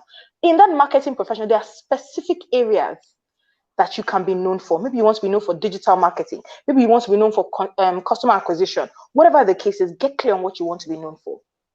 So that's number two. Then number three is understand your skills. So many professionals don't know their skill sets. Just sit down and ask yourself, what are the key things I've achieved in my career? And what are the skills I use to achieve those things? Understand your skills and then learn how to communicate your skills in a powerful way. See, communication is when machines come to replace and all of that, those things, whether the machines are coming to replace us or not, it is the human beings that know how to communicate. That is not just about pushing paper that will stand out. You know how to be brief, brief, concise, but poignant. You know how to speak properly. You know how to get to the point, get to the detail. You know how to be compelling. So understand your skills. Understand how to introduce yourself. Notice that when I came here, I introduced myself. I said, LinkedIn Visibility Coach. I told you who I help. I told you the results. I told you why I do that. It's not an accident. It is a well-rehearsed pitch. Everywhere I go, that is the same introduction. It is well rehearsed because I understand my audience. I understand what is important to my audience. And I understand what to say to get them to listen to me. So it's not an accident. It is deliberate. You have to be like that. Many times I go to places and you meet people, or even, let's even forget about going places. Let's even go on LinkedIn and you see somebody's LinkedIn bio, their headline. And you're like, what is this? You are not going to get found because you're not mentioning the right skills. So get clear on your skills and then learn how to communicate your skills on LinkedIn. That is number three. Number four, build a network. Build a network. And the best, sorry, they've just lost power. So they'll soon bring you back and you'll be able to, can you hear me at least? Yes, but at least hopefully you can hear me. Yes, of course, I can hear you. All right, so the next thing that now, once you've gotten clear on your mindset, oh, fantastic. So your mindset is good. You are clear on what you want to be known for and your career goals. You now do know your skills and how to communicate it. The next thing is build a network, right? Now, why is it important to do those things first before you build a network? Because you can be building the wrong network, right? So you want to be known for something. You want to be known as a marketing communications professional, but you are attracting or networking with accountants, right? So get clear on what you'll be known for. Then you can start to tweak your network. Build and then use LinkedIn. Use LinkedIn to build a local and international network, right? So don't constrain yourself to just Lagos. Connect to people that are in Abuja, in Europe, wherever, Port Harcourt. Like, think big about your career. So who should be in your network? The most important networking tip that I can give you, if you forget everything I've told you today, remember this. Go connect with people who have already achieved the goals you want to achieve. That is your first port of call. The people that have achieved your goal, go and connect with them. Yes, obviously you should be connecting with people, proteges. So don't always be networking up. Be network vertically, horizontally. It's very important. But shall make sure that you are connecting with people who have achieved the goals you want to achieve. You can find them on LinkedIn. So that's number 4. Then number 5, which is my favorite, honestly, is build content. Content is so important for demonstrating credibility and thought leadership. But you see, you have to have gotten the right mindset, because if you don't have the right mindset, you'll be thinking, please, first of all, who even wants to hear from me? So a lot of times I meet people who are struggling to create content because they think, they will write the content, they won't publish it because they think, will this make a difference? But if you have the right mindset, if you understand, I'm a professional, I'm a brand, I have something to offer, then you will start to share the content. Yes, sometimes maybe you will miss it and everything, but you will adjust the content as you go along. You will learn what your audience wants to listen to. You will learn which articles work best for your brand, right? So start to create content. And I notice now a lot of people are publishing content on LinkedIn, and that's amazing. Unfortunately, I noticed a key mistake. We are just posting inspirational things. Charges, you can get through this, you can get. Unfortunately, that is not building your brand. It might be giving you popularity, you might get some likes, you might get a lot of You're not engagement, building but thought I'm telling you that when leadership. they want to call people in your sector to speak, yes, you're not building thought leadership. When they want to call people to speak, they will say, but what does she actually say about the sector? And that her post the other day, she was talking about inspiration and everything. Nobody can vouch for your credibility. You are publishing content, but This is so key. unfortunately, the content is not doing much for you. It's not doing much for you. So sit down and think, what do I want to be known for? That is what you should be publishing about. Of course, once in a while, you can share some nice things because your brand has to be authentic. People need to know, like, and trust you. So you can share some inspirational quotes and things like that. That's amazing. But your core should be what you want to be known for, right? So that is content. The next thing, it is not enough, again, in this world to just stay on LinkedIn and be publishing content. You have to build a hit list of opportunities and pitch yourself for those opportunities. You see, a lot of the professionals we admire, a lot of the professionals that we listen to speak, I will tell you a secret. They have pitched themselves for opportunities. They have gone to conference organizers and said, invite me, I want to come and speak at your conference. But you are sitting down waiting, thinking that everybody is going to be sliding into your DMs and your emails to invite you for opportunity. It's not the way it works. Me, that I'm sitting here, me, Glory Dozen, I have pitched myself for many opportunities. And you know the amazing thing about pitching yourself for opportunities is that other people that you are trying to target will see you speaking on those platforms and invite you to come and speak. So how do you know which opportunities that you should pitch yourself for? Think about 3 people you admire in your career. This is free coaching. This is what I give people on my courses. I'm giving it to you because I love them so much. Thank you so much. Think about 3 people that you admire in your career, right? Google them. What platforms have they been featured on? Go on their social media page. It's not just about liking their articles and things. What conferences have they been invited to speak at? What articles are they sharing? Those are your opportunity areas. Those are the places you should now be going, right, to pitch yourself, right? Because it means that the people that you are trying to attract, that's what they are reading. That's where they are going. So that's where you should be going. So I see it a lot of times people are chasing the wrong opportunities that will not get them seen and will not get them heard. You have to be strategic. So when you start doing this, when you Google yourself, you will see a range of opportunities, a range of different links of things that you've done, places that you've spoken at. So that anytime anybody Googles you, puts your name into Google or asks a question about you, and somebody else Googles you, they can see a thread line of places that you've spoken at. They'll see your LinkedIn profile. You see, now when I pitch myself for opportunities, I always put a link to my LinkedIn profile. I'm like, if you want to see more about my work, check out my LinkedIn profile, because I'm so proud of it. Because I know that there's no way you will go there and you will not say, even if we can't invite this girl for this one, we invite her for another one, right? So, and then let me give you another example why this is important. A friend of mine, she used to work for this really big company, and she had been telling her boss about them starting a group for people in their sector, right? And her boss was not really interested in this thing. Really? Okay. You know, every time she would bring it up, the boss was like, this is not really that serious. So my friend went one day and she got tired and she opened a small group on Twitter. And for 6 months, the group was gaining traction, different things, we were doing a lot of things. And one day, her boss came to the office. I said, come, come, come, come, come. Let's say her name is Amina. Amina, come, come, come, come. Have you seen this group on Twitter? They're doing amazing things. I think we should invite them. We should invite them. My friend was just looking at her boss and I was like, that's my group. That's the group I've been telling you that we should set up. These are the things I've been saying we should do as a company. I've gone and done. Now, this, my friend, a list of top influencers in her sector came out. Of course, she was there. She has since left that company and gone to work for another company. You see, the truth about it is that your brand is your own. It's not your company's own. Your brand is your own. You take it everywhere you go. Your online portfolio is your own assets. It is like how architects, when you invite an architect to come to your house, or you invite a fashion designer and they open their portfolio and they show you things they've done before. That is what your online portfolio does for your career. You take it everywhere with you and you use it to grow your career. That is all from me. Thank you so much, Glory. Like the comment space is on fire, seriously on fire. Oh, And really? I can't see the comments.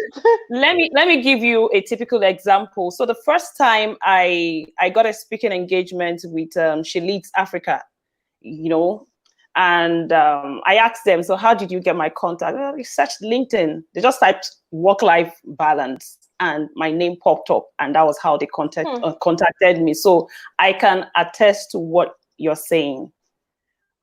Okay. Exactly. So it's truly, yeah, it's true, and I can attest to that. So thank you so much. Like I don't seem to see any question here.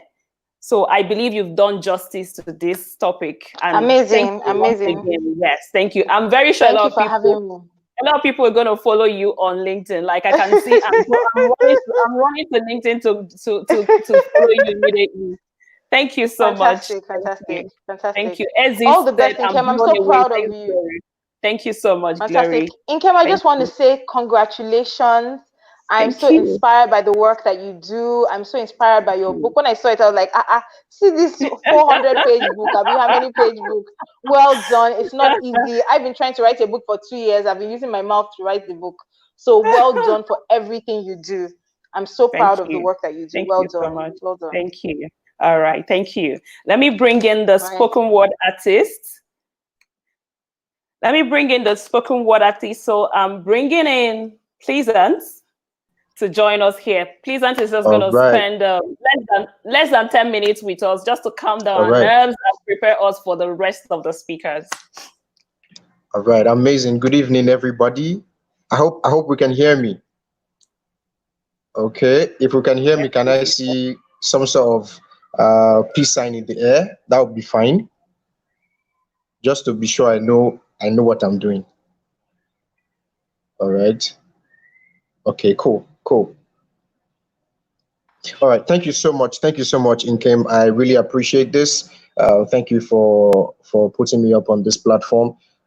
It's amazing and really incredible that we can, connect and, share a lot of ideas, virtually. We don't have to come to an enclosed place. I think it's amazing to know that the world has changed. Like the world changed many years ago, but we're just seeing the reality of it, right? So I think it's really cool that we do not have to gather in one place, but we can connect, over virtual spaces. So my name is Pleasant Obasa. I'm a content creator. I do voiceovers. I'm a creative writer, and I help brands to create content and create amazing, compelling traction for their brands. Because growing up, I saw how important it is for people to connect with a business. You shouldn't just be a business. Your business should be a person, right? Like you should be able to connect with people, because everything about business is people, right? So I find ways to create this content through voiceovers, through creative writing, through storytelling to help brands, pitch better. So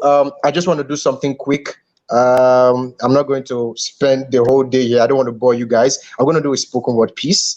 I titled it "What Life Is."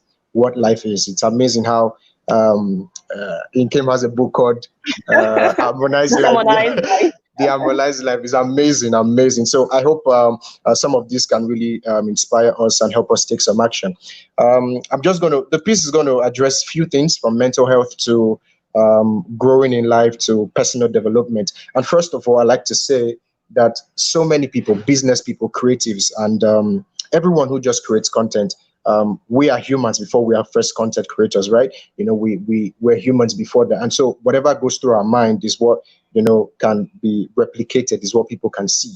So I like us to understand that we are humans, and taking care of ourselves, taking care of our mentality, taking care of our mind is a great place, to start from, because you can't give what you don't have. If you're not strong mentally, if you don't have the emotional intelligence, nobody can feel what you're giving out. So you have to really put in a lot of work to building your mind and building your mindset. So before I talk too much and bore all of you, let me go straight to my piece. Is that okay? Of course, All right right. on. All right, let's go. uh can everybody hear me? Yes, we can. Yeah. So I'm not an old man having gray hair. I may not be older than you. Who knows? You might be the one with the gray hair. But guess what? I titled this piece, What Life Is. So, what do I know about life?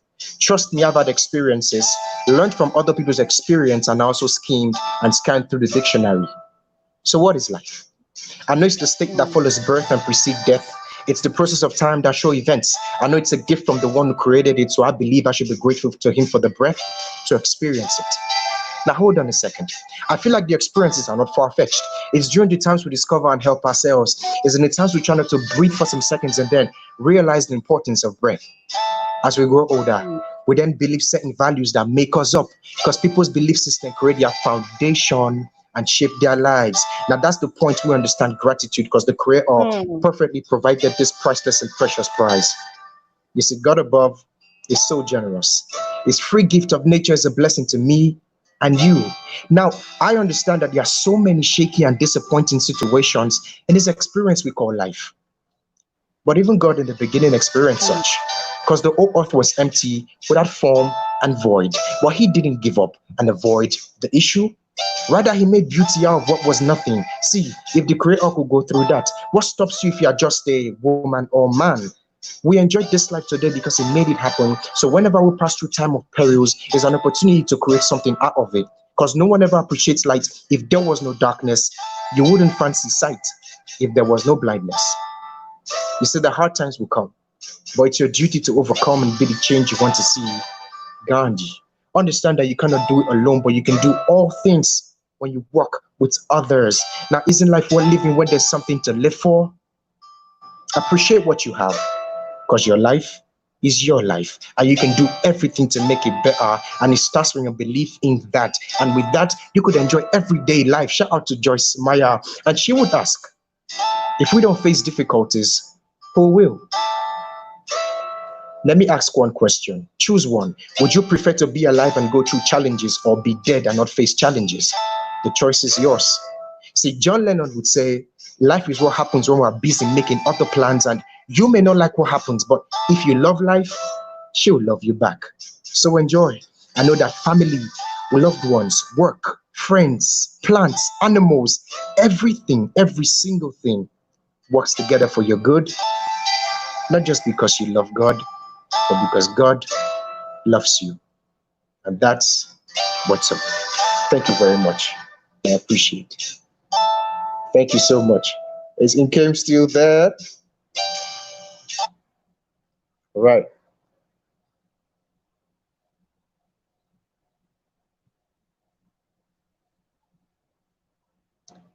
All right. Can we still hear me? Yeah, if you don't face difficulties, who will? It's exciting. I learned sometime that when you want to try something, thank you so much, everyone. Thank you so much. I appreciate the love and the fire, the fire in the comments. I learned something one time that, okay, welcome back, Nkem. I learned something one time that Yes. if you think you're stressed out and confused about life and do not understand, the next step to take, do an exercise. Hold your breath, for some few seconds. And the next second, you're going to want to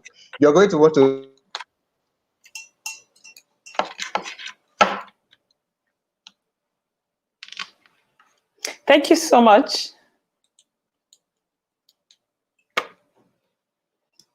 Thank you so much, Pleasant. So it's exactly 7:35, and I'm going to bring Eno Sam on board. I can see the fire blazing on the comment space. Wow. Thank you, Pleasant. It's so amazing. Like, all my nerves are calm now. So I'm going to bring Eno Sam on board.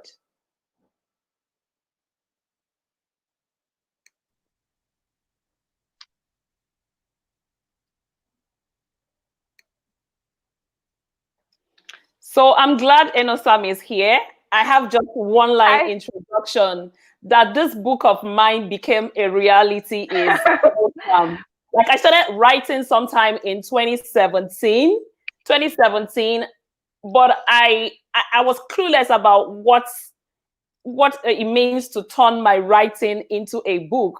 But the moment I contacted Enosam, and funnily, I've been following her on Facebook. She has a Facebook group called Brilliant Entrepreneurs and Writers Academy. I've been following her for over 5 years, and I've monitored her 5 years. progress. I've monitored her Wow. progress. So by the time I was very convinced that I needed to write a book, I buzzed her on Facebook, and we started this journey just exactly 1 year ago. So Enosam is the chief editor of the Harmonized Life. So I'll give out the opportunity to speak on the topic, building income through published assets. Enosam, you have the next 15 minutes. Thank you so much. You didn't tell me that you've been following me for 5 years. That was 1 year you said last time, right? I don't know if it was you. 5 years is a long time. Okay, so I really want to say happy birthday to you. It's been an awesome, day, and I want to say sorry for the network failure. Like, the network failure was crazy. I was just watching. I was like, wow. So it's good to be here. Congratulations on your book project. And as the chief editor of the Harmonized Life, I can tell you for sure that the Harmonized Life is not just a random book. It's, when you read this book, it's a book that is properly researched. It's a book that you easily feel the flow from one chapter to the other. It's an amazing work. Okay, so let's get started. I'm going to really be quick so that we get to finish off in really quickly, because we've spent a lot of time already. So the theme, first of all, the name of the book we are launching today is The Harmonized Life. And then the theme for this virtual launch is deliberate practices for winning in life and at work. And then my topic today is building income through published assets. Now, if you study these three things, you would notice a relationship between them. You would notice that I just defined it in an equation where it said that you deserve a harmonized life. And for you to live a harmonized life, you have to be aware of the deliberate practices for winning in life and work. There are a lot of practices, and the speakers have done amazingly well to, touch on some key areas. And there are a lot of other practices that Ken wrote in our book that we can't even cover in the next 1 hour. All right, but I'm going to talk about income. Income happens to be an integral part of our life. Income happens to be a very important part of our life. In fact, if you don't have income, or if you are struggling with your finances, you're going to really struggle in other aspects of your life, because every single thing that you want to do in life is tied to your income. You want to pay your bills, you want to go to the grocery, you want to get your rent paid, you want to make your hair. Everything is about income. So if you don't get your income right, you are going to get it wrong. Now, I love to talk about the fact that what I'm speaking on currently is related to chapter 8 of Kem's book, which is titled Sustaining Your Income. Sustaining your income. And then she talked about money blogs, how you can manage your money, and a lot of other things. Let's leave that aside for you when you order the book. So you can see all the things she wrote there. Now, let me focus on how you can build income using published assets. How can you build income using published assets? This is something that a lot of people are ignorant of, and a lot of people do not know about. Now, before I continue, let me define what published assets are. When you say published assets, you should know that there is published liability as well. So when you say published assets, there are published liabilities. What are assets? Assets are things that add to your brand. Assets are things that bring you money. Assets are things that you look at and you are happy and you're like, yes, this thing has really, this thing is bringing me value, a lot of value to my pockets, to my life and everything. Now, published liabilities are things that are taken away from you, things that are not adding to your brand, they're not adding to your pocket. For example, when you publish a book and it's not selling, you put out all the work of you've put all the work in quotes, the work that you think you put all the work and the book is not selling, you're not earning anything from it. That is a liability. That is a liability. And a lot of authors are going through that part of building published liabilities, and they are going to be in the same spot for quite a long time until they get the right information. And I love a quote that I keep saying, that the difference between where you are and where you ought to be is the information you don't have. I keep saying that again. The difference between where you are and where you ought to be is the information you don't have. And you are here at the right time where you're going to basically get the right clarity, the right understanding of exactly what you should be doing as an author. So I'm going to quickly share 4 keys of building income through published assets. 4 P's, and it's my rule. And it stands 4 P's of building income. I'm just going to touch on those 4 things. And I wrote them down so I don't forget any of the important points that I want to share. Yeah, so the first P is personal vision. Personal vision. Now, if you cannot engage your imaginations and see yourself becoming an author, it cannot happen for you. That's why a lot of people, before you actually publish, before you actually start earning from your income, you should have published an asset. You should have created a book. That's the first process. Now, a lot of people are procrastinating their book projects from one year to the other. As long as you keep procrastinating, there is no way you can build income from that published asset. And why do you keep procrastinating, if I may ask? Nkem talked about some amazing tips for fighting procrastination in chapter 3 of her book. She talked about amazing tips of fighting procrastination in chapter 3 of her book. Sorry. Now, procrastination will keep you where you've always been. When you keep procrastinating, when you don't have the ability to fight procrastination and get what you need to do now done, you cannot profit from any published asset because you have nothing to do. So what is stopping you? That's the question you should ask yourself. What is stopping me from being who I ought to be right now? What is stopping me from imagining and seeing myself becoming an author? What's stopping me from seeing myself holding my own book in my hands? As long as you don't think, as long as you don't have a strong why, and I keep saying that if you don't have a strong reason to do something, you cannot do it. If you don't have a strong reason, so first of all, you should have a personal vision for where you want to see yourself. You should have a personal vision in building income with your published asset. You should have a vision of the kind of money you want to be making. So some people just wake up in the morning and they publish a book and they are hoping. And I keep saying hope is not a strategy. Hope is not a strategy. So if you want to start earning from your published assets, the first thing you need to do is to have a personal vision of where you want to see yourself.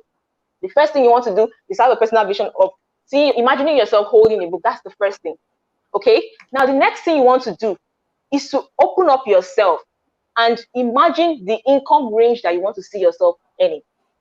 Okay. There's something called the absorption rule. I love to talk about absorption rule. Now, in building income, and as you can see, my t-shirt says from a newbie to a highly paid author. From a newbie to a highly paid author. I've realized that a lot of people are talented. I see a lot of talented English graduates, talented people, but they are not making the kind of money they should be making. Why? No knowledge. And if you study, in one of my free books, I talked about 20 differences, 20 secrets of highly paid authors, and I differentiated between poor authors and highly paid authors. There's an attribute that comes with poverty. Starts with the mind. So when you say somebody is poor, it doesn't even have to do with the pocket, but their mindset. is so wrong. So talking about the absorption rule I talked about, when you want to build published assets, tap into the category of income range that you want to see yourself earning. For example, in Kem's book, it's 5,000 naira pre-order price. And some people can just see the book and be like, oh, it's too expensive for me. It's too expensive. As long as you keep saying it to yourself, that is what will be your reality. And as far as you cannot buy a book of that price, you cannot sell your own book at that price. That's just the truth about it. Because you feel guilty, like, oh, okay, this person is I'm going to charge this much. It's too much for my book. It's too much for, and it keeps limiting you. Okay, so if you want to build income through published asset, the first thing you want to tackle is your mindset. The first thing you want to tackle is what's going on in your head. The first thing you want to tackle is your vision. The first thing you want to tackle is drafting a strong reason for what you do, drafting a strong why for what you do. Okay, so I think I've spent some time on that. Let me go to the second P. Now, the second P for building income through published assets is what? Problem solving. Problem solving. Now, I was speaking to a particular group of people in a writing workshop, and I told them that your dream book may not necessarily be the book that will sell. Your dream book may not necessarily be the book that you sell. Your dream book title may not necessarily be the book that will bring you money. And that's why I keep saying that before you ever embark on creating any kind of form of published asset, ask yourself, what is my purpose for this book? What is my objective? What is my end goal? What do I hope to achieve? And trust me, I've worked with a lot of global consultants and even global people that have amazing work. They are doing amazingly well offline. And most times when we get to the phase of defining exactly the objective of their book, they're like, oh, I'm just writing for prestige, whatever. I'm not after the profit. That's fine. You have to define it so that it will help you it will guide you through the processes you're going to be taking while you are going through your book project. But some people just wake up in the morning and they're like, when you ask them, what do you want to get from this book? What's your goal? Oh, let's see what God says. Let's see what how the Lord leads us. There's nothing like, let's see what the Lord leads us. That's hope. And even the Bible says that faith without work is dead. So you have to define exactly what you want to achieve from that book you're writing. Okay. And if it is for profit, that means you want to actually build income with your published asset. If it's for profit, that means you want to build income. Now, that brings us to what I said before. Your dream book may not necessarily be the book that would sell. So you need to know the difference. Some people can wake up, and just say, okay, I want to write a book that talks about, probably, let's just say, talks about fathers, just talk about like a memo of, my travel history, just want to talk about history. And if that is what you want to write, and profit is not what you want to achieve, then that's fine. But if you are writing because you want to build income, then you should be solving a problem. Now let's even come down here. Let's be more realistic. Talking about a book like Nkem's book, The Harmonized Life. Nkem looked at the world, looked at the audience, looked at everything, and realized that people were burning out. People were experiencing overwhelming feelings. People could no longer manage their personal life, and their professional life. People were struggling with, their organizations. People were struggling with their personal lives. And then she said, how can I help these people? I'm going somewhere with this. How can I help these people so that when they get access to my works, when they get access to my books, they can be better than who they were. They can overcome that problem that they've been trying to solve. And then, boom, she wrote the book. And as the last time I spoke with Nkem, she was only showing me screenshots of people that are like others that are coming in already. Why won't they order the book? That is the published asset. Why won't they order the book? The book actually solves the problem that is pressing. Like global order. So yes, global. Canada. She said Canada, people from Canada were ordering the book, and the book is not even we've not even launched the physical copy. We've not even done the physical launch. That is what brilliance is. That is what published assets are. Now, if it were a public, and we're not even doing so much of advertising, Ken, you know that. Like, we're not doing so much of advertising. We were just there because of the value of the book. People were asking, can I get the pre-order? Can I get the pre-order? Can I pre-order? Can I pre-order? That is what it means to publish assets. But there are some people who get to publish their books, and as at the time they are even launching the book, they are still looking for who is going to help them to launch the book with social amount. When you keep I tell people that you are the solution. You cannot be begging the problem. That is my slogan. You are the solution. You cannot be begging the problem. Now think of this. When you are ill, do you go to the doctor or does okay, let's start afresh.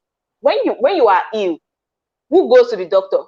Does the doctor come to you and say, "Hello, okay, see, I'm so stressed. I need money. I need to build my medical career. I need money. Please, can I help you? Can I treat the malaria you have? Can I treat the typhoid you have?" You don't see that. You don't see that. You are the person that has the issue. You are the person that has the problem. You are the one to look for the doctor. That's how authors should be. But I see a lot of authors turning it the other way. You are the solution to the problem, and then you are begging people, please order my book, please do this one, please do that for me, order my book, get my stuff, when you keep doing that, it means that you have no solution. And hear me, value attracts money. Value attracts money. So whether you are hidden, no matter where you are hidden, value attracts money. In Kem's session, following me for 5 years, and I was just on my own doing my own valuable things. How was she able to trace me from where I was? I didn't go to her inbox to tell her, please, okay, I'm a book project consultant. Please hire me. I really need to help this guy. No, Kem saw that. Look at this. This lady has a solution. This lady can help authors to do this and do this, and she was able to notice that and then reach out. That is what value is. So if you want to make money from your book, understand the second P of building income. Okay, understand the second P, problem solving. If you and the title of your book and the subtitle, if it is crap, you don't expect people to connect with your message. There are a lot of things to consider. All right. In Kem's book, seriously, this is not because we work together on this book, but I'm telling you that if you read this book, let me just leave it like that. Let me just stop there. But if you get this book, you would see a thoroughly written book, a book that solves different problems. And I'm like, wow, this is awesome.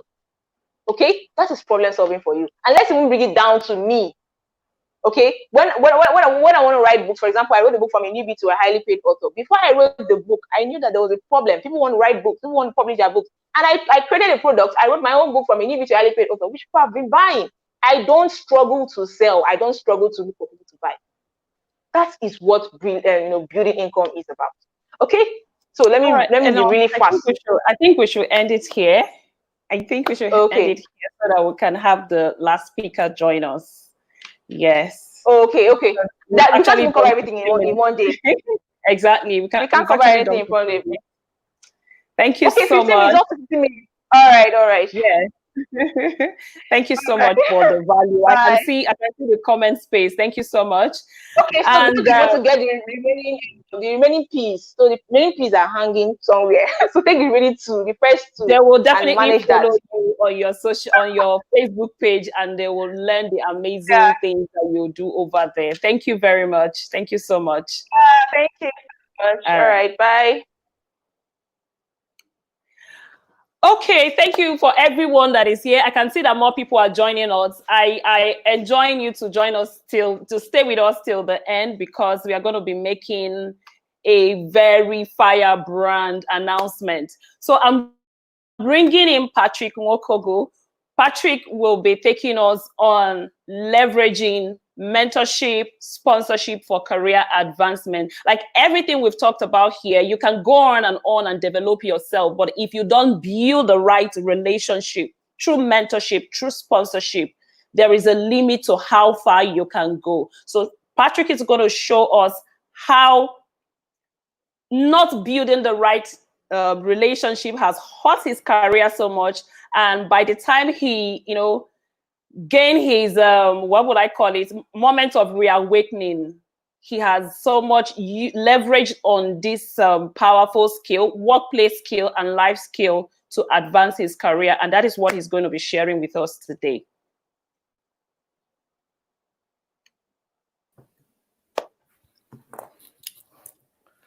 Okay, can you hear me? I can hear you. Let me start by all the way from Canada. Why are you doing this? Oh my goodness. Let me start by wishing you a very happy birthday, Nkem. Thank you so much. Thank you. it's not all the time you have young people celebrating their birthdays, doing the sort of thing you have done, writing a book, like you said. It's not a landmark, it's not your 30th, neither is it your 40th, but you have chosen that um, this is the right time to make this happen. A lot has Mm, happened in recent times in Nigeria and world over, and there's really no perfect time to do anything. I came to that mm, realization some time ago when people will wait for their 30th or 40th, and I'm saying, who tells you will see your 40th? Who tells you you're going to see your mm, 70th? mm. So before God is 13 is 40 more valuable than 39 before God? I don't get it. So why do True. we always I wait never for thought of this. before we see a landmark before we do some Mhm. meaningful things in our lives? So I want to say, well done for the great job that you have done. One Thank of you the so things much. that happens, one of the things that happen each time I get to talk about mentoring and sponsorship, young people always will ask me to say, so how do I get a mentor? And Mm, I always tell them there's only one way under the heavens to get a mentor. You've got to make yourself attractive for potential mentors to be willing to bring you under their wings. I knew you from nowhere and came, right? mm, You never asked me for anything. I mm. reached out to you to say, I have noticed from the sidelines the great job you're doing. I found you online. I reached out to you That's about your true. book.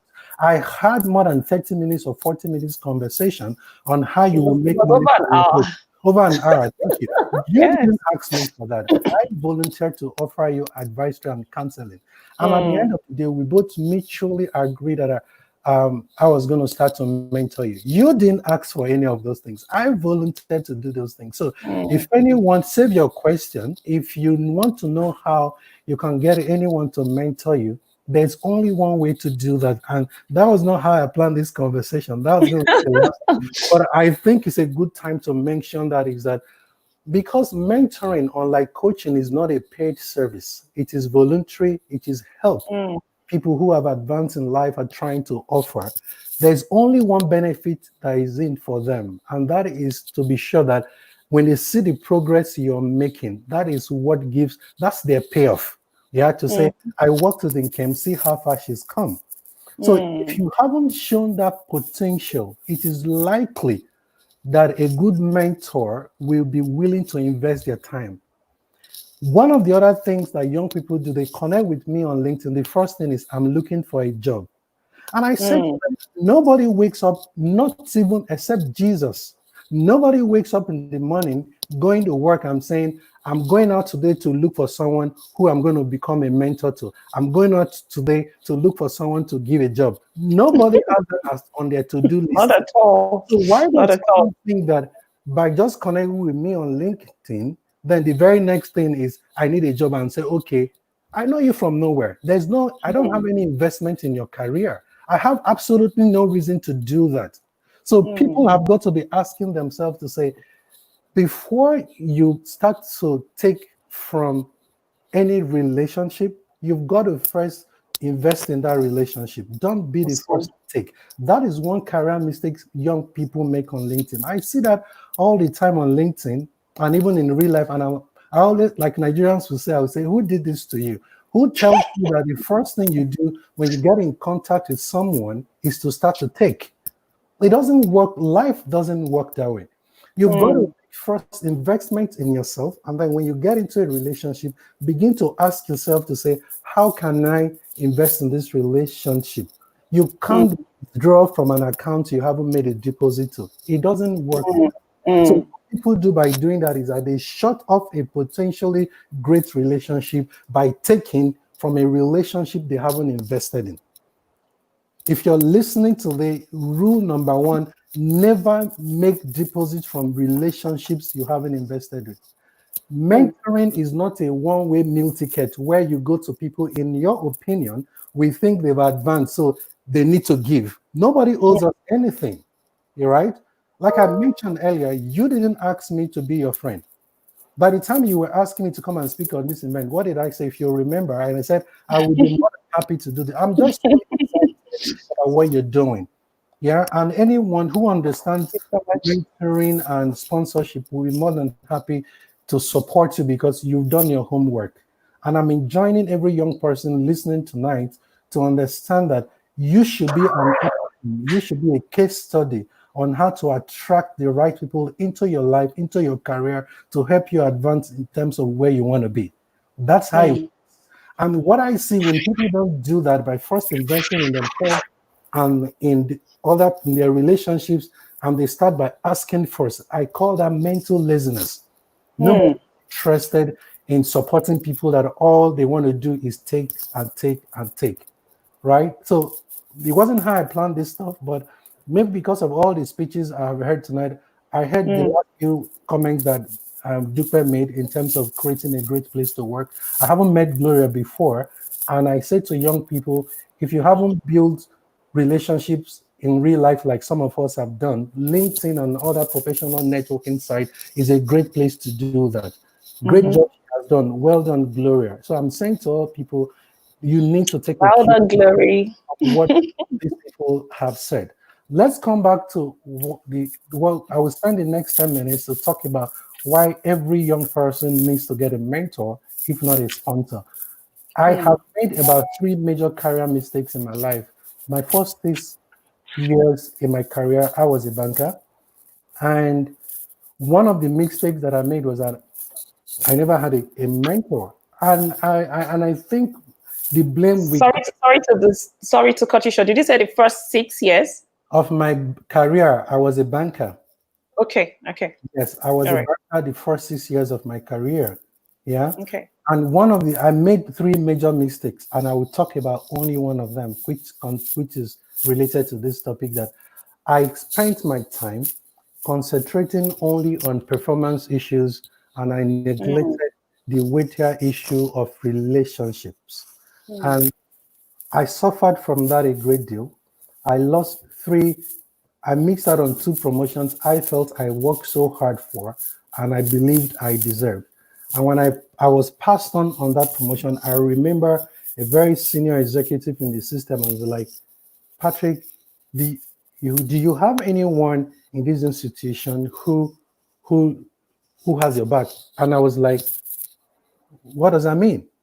He was talking about sponsoring or sponsorship. I didn't know what that was. When I left banking, one of the things I said I was going to do was to start to take relationships very seriously. There are only 2 ways any one of us can advance in life. In summary, whether it's as a business person, whether as a careerist, is that you have to have 2 currencies. One is performance currency, and that is very crucial. More crucial first, you have to build performance currency. What does that mean? You have to be able to deliver on your job and do extra. So if you're meant to deliver at 100%, try and deliver at 120%. Let nobody fault your work. I tell people to say, start to see yourself as a global citizen. What does that mean? That if I am a receptionist in this company, I'm going to be the best on this job anywhere in the world. So my competitors are no more Nigerians. My competitors, it's a global audience. So there's not going to be any option. There's not going to be option B to your A game. You have to be the best in that which you do. I don't care what that is, but make sure nobody does that work better than you do anywhere in the world. That's number one. I call that performance currency. The second currency, and that's why we're here, is relationship currency. Relationship currency. So you can be as good as you want to be on the job, but if you also lack the relationship currency, you really won't advance as fast as you would like to. But then those are the 2 currencies that every one of us will need to have if you really want to have a fast track to your career. The first, and I said very importantly, is your performance currency, and the second one is your relationship currency. If you lack any one of these 2 things, you will not advance so fast and high enough in your career. Take them seriously. So let me focus on relationship currency. How, therefore, does mentorship and or sponsorship help our career advancement? They are not the same. They are two different things. Most times people tend to interchange, to use those two words interchangeably. They are not the same. Sure. So the Sure. difference They're is not. that a They're not. mentor is more interested in helping you in terms of your development, right? That's what a Mm-hmm. mentor is majorly focused on. So he advises, he inspires, he counsels, he supports. He can find opportunities Mm-hmm. for you, but that's not primarily his responsibility. So if you wanted me to be your mentor, my job is to help you become the best at what you do. And I don't have to even have knowledge of that industry. So I'm not a chartered accountant. So if you wanted to be a chartered accountant, I will guide you to how to become a great chartered accountant. I will ask the right questions like, why do you even want to be a chartered accountant? Why not a Mm-hmm. doctor? Why accounting? Yeah. What do you really want to do? Should you be going for ACCA or ACA? Why do you want ACCA versus this? I'm asking the right questions to be sure you're thinking through what you want. So you are at the driving seat or the driver's seat as a mentee. It's your responsibility. I'm just supporting your skill development majorly by way of advisory, counseling, and yes, I may have some element of coaching skills. If I do, that is a plus. But what a sponsor does anyway is to find opportunities for you. He doesn't necessarily have to be a mentor. If he can mentor you as well, that is great. But a sponsor, if you have a mentor in the same organization as you work, what a mentor does is that if there are projects that will advance your career, he roots for you, he recommends you, he pushes for you. Where decisions are taken in the boardroom, right? He's there to say, I think Patrick can get this done. Let's give him this chance. That's what a sponsor does. It provides Mm-hmm. opportunity for you. It is not all the time you get one and same person who will make a good mentor to also make a good sponsor. Let's get that straight. Understand that. If you're lucky, which is a rare case, to find that one person that will do both for you, that is great.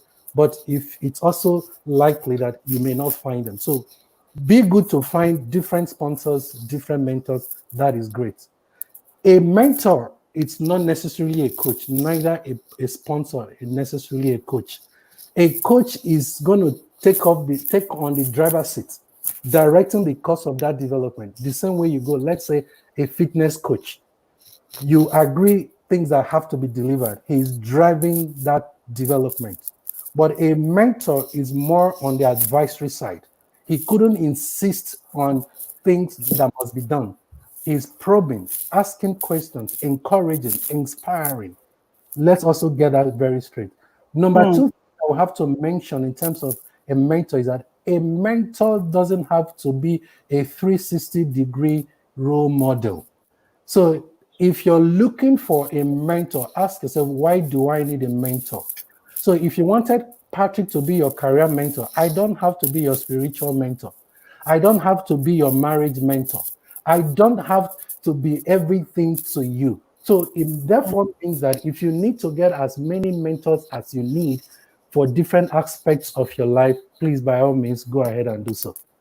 Let's get that very correct, because I've heard people say things like, well, I've not found someone who really has all the values I want.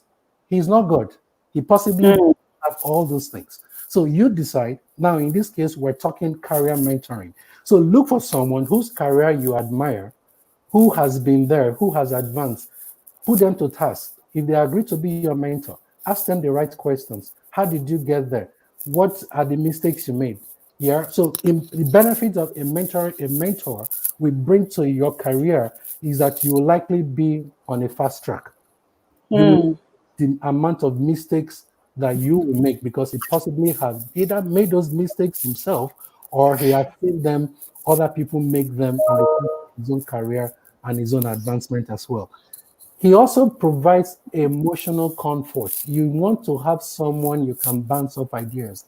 Before you take major career decisions, you want some sort of comfort, someone to bounce off your ideas, your dreams, your aspirations on. That's also partly what a mentor will do for you. So we need to also understand that. But the question I asked earlier also is, why would someone want to be men, your mentor? Before I tell us some of the things you need to possess for someone to find you attractive, first, you also need to know how to find a good mentor. I need to write that. You have to find a good mentor. As great as Dangote is, as great as Tony Melu is, the truth is they will not likely have your time, except they have a interest in you as a relative or your path have crossed. So one of the things you want to look at for in a mentor is someone who really will have your time, who will be dedicated to your career, who will be dedicated. So it's not just about someone who has achieved a lot. It's also, that's number one. You want to look for someone who has advanced in their career, someone who has a track record of developing other people, someone as well who has a genuine interest in advancing younger people. You want someone who has a good understanding of how life works.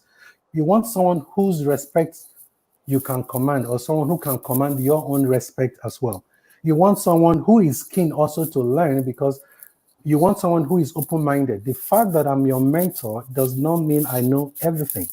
There are certain things I can learn from my mentees. I have a couple of mentees, about 10 of them officially speaking.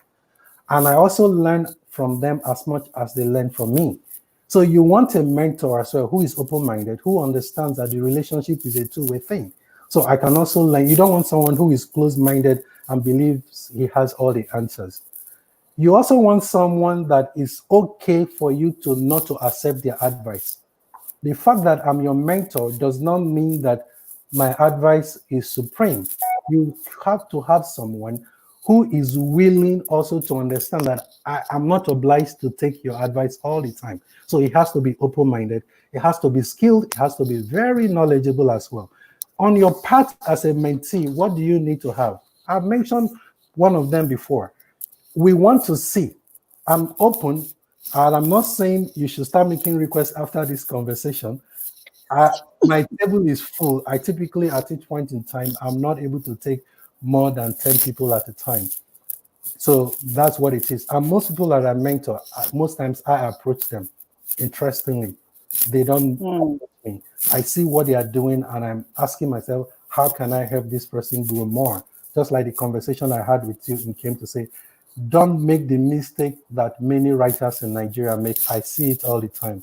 They spend so much of their time trying to be best writers. But nobody wins award except in the academic books that wins best writers award. Many people win bestseller awards. So if you really wanted to make your book become a bestseller, you've got to be looking at the business side of books. And I said to you, I have been involved in that before, and I'm willing to support you to show you how you can make money from your book. I can't support you on how to write the book, but now that you have written the book, I can work with you to make real money from the book. I've said that before off camera. I'm saying it here again. You hold me to the task, and I've said that before. I admire young people who work hard, and you are to me every mentor's delight. You know, you are invested in your own career. You have taken the prime responsibility for your career. With a little support, trust me, it's a matter of time, and this is where you'll be flying really very high. Yeah. So before anyone listening tonight is going to be asking, Patrick, will you be my mentor? Oh, this person, ask yourself, have you positioned yourself to make yourself attractive enough for Patrick or any other corporate exec or any human being to want to invest in your career, to invest in your book? I'm blushing. No, it is true. I'm not saying this to make you feel good. This is what it is. You never approached me. I did. Let's be honest here. So let people understand how life works. And that's just the truth about it.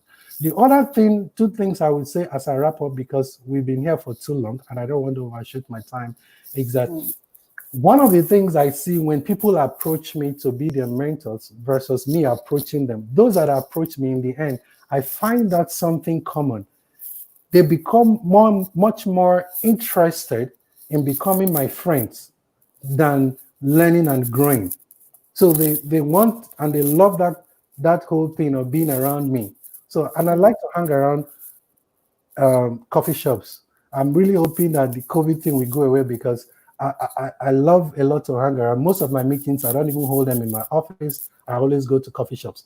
So I find that some of these young people be, started becoming much more interested in hanging out with me, having a cup of coffee and all that. Yeah. But those that I approach, we tend to find that we the performance of the mentoring relationship is higher. And what makes them higher? Each time we have a meeting, they always have a list of things they want to accomplish. They have their questions. So when we are done with the camaraderie and the greetings, they go straight, they flip open their books and they start to ask me series of questions. So they are more intentional in terms of what they want the relationship to deliver to them. Number two, I also find that they tend to have a fixed time, maybe once a week or once a month. For most of my mentees, I usually not able to grant more than once a month. Yeah, because I have a lot of other things that I do with my time. So we don't just leave it to whenever. We agree ahead of time when to get those things done, where we should meet, how we should meet. And finally, when you get into a mentoring relationship, don't feel obliged to stay on if that relationship is not working. You should be able to exit a relationship that is not working. It is not a marriage. Even marriages that are not working. That's the why the word divorce exists in the dictionary. So there should also, can divorce your mentoring relationship as well if it's not working. Number two, feel free to reject your mentor's advice if you don't have that gut feeling that this is right. So it is, you don't feel obliged to do because the mentor has said you should do. Number three, there are times so you can outgrow your mentor. The fact that someone started on mentoring does not mean you must continue to be under their wings. We have seen it time and time again where people's former bosses, people have grown beyond their bosses. So you can also outgrow your boss. Feel free to move on. And finally, yeah, understand it. Just a lot to talk about, but let me just end it here because of our time to say, if you No. have a mentor, trust me, you're shortchanging your career, you're shortchanging yourself and your life.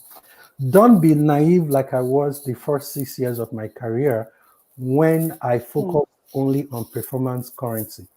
I have come to even realize that as important as the performance currency is, the relationship currency is even stronger. It's even more important. That is the truth. Understand it, and your career will begin to fly. But before you can get a good mentor that is worth your time, the mentor also has to see that your performance currency is strong. And that includes you skilling up. That includes you, like what Gloria spoke about, being visible that some of us can find you and be willing to support you. And I'm hoping that at the end of this section, get a copy of Nkem's book. There's a whole chapter dedicated to mentoring. Learn more about those things she has mentioned in terms of mentoring. And I want to believe too that we will see you at the top. Thank you for your time. Feel free to Thank connect you with so me much. on LinkedIn. I haven't been very active in the last few months, but this July, I'm coming back full time to LinkedIn. So feel free to connect with me, and then we will see you at the top. Thank you.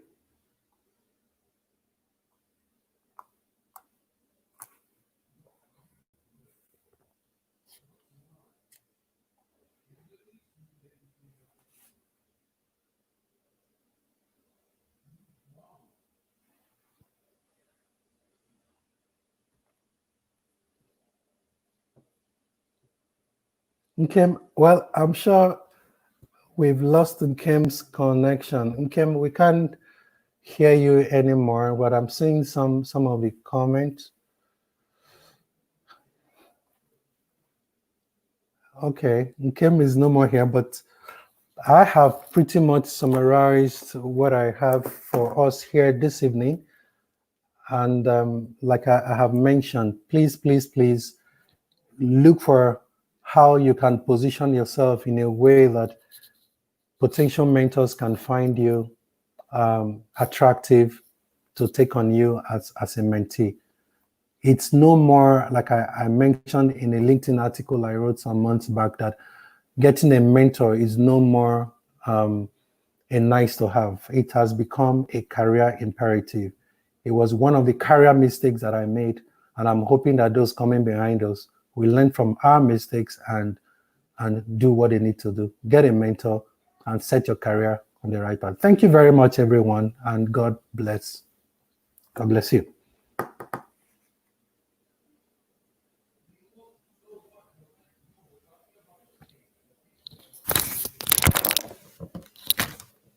Okay, I'm back here. Same network connectivity issues. Thank you so much. Like, as in, I had so much peace listening to you, because I know what mentorship is all about. Like, I have had people like adopt me as their mentee, and every day I hear, I'm so proud of you. I'm so proud of you. And I know how much I have learned from them. I know how much they have contributed to my life, So I completely agree, and I attest to every single thing you have said tonight. And so thank you so much for adopting me once again. Thank you. Oh God, I'm an adopted child to so many amazing people, and I'm glad I'm one of yours. Thank you so much. My pleasure. Anytime. Yeah. Thank you. Thank you for doing justice to, I think that was chapter 7 of my book, Building Meaningful Relationship. Thank you so much. Yes. All right. Okay, I will go ahead to end this session. I want to say thank you to all the speakers tonight. You guys have been so amazing. And I'm going to wrap it up now. Before 8:30, we're going to be done with our session today. So I will be talking about designing an ideal work-life vision. Okay. Everything we've talked about here, if you do not have a vision, I just want to let us know that once we are done with this session and you don't go back and do a strategy session to ask yourself, where am I currently in this area of my life? Where do I want to be? Visualizing yourself where you want to be 1 year, 2 years, 3 years, 5 years time.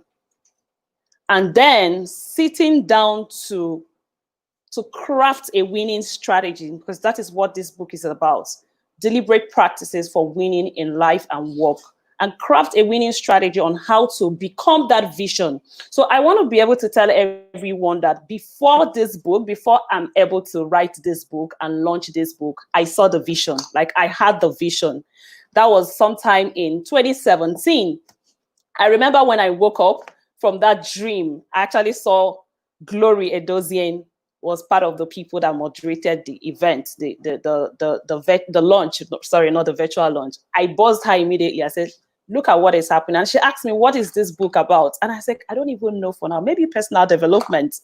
And then when I had my session with Rolayo Akibe, Rolayo is also one of my esteemed mentors. And I told her again, part of my top vision or top goals in life was that I want to be a best-selling author. And she asked me, "What do you know about being a best-selling author?" And I was clueless. She asked me, "What's the book going to be about?" I was clueless. She asked me, "So who are the target audience?" I was clueless. But because I have already seen the vision, I started working towards it. So it's important that each and every one of us, even the Bible said it, I'm going to sound spiritual now.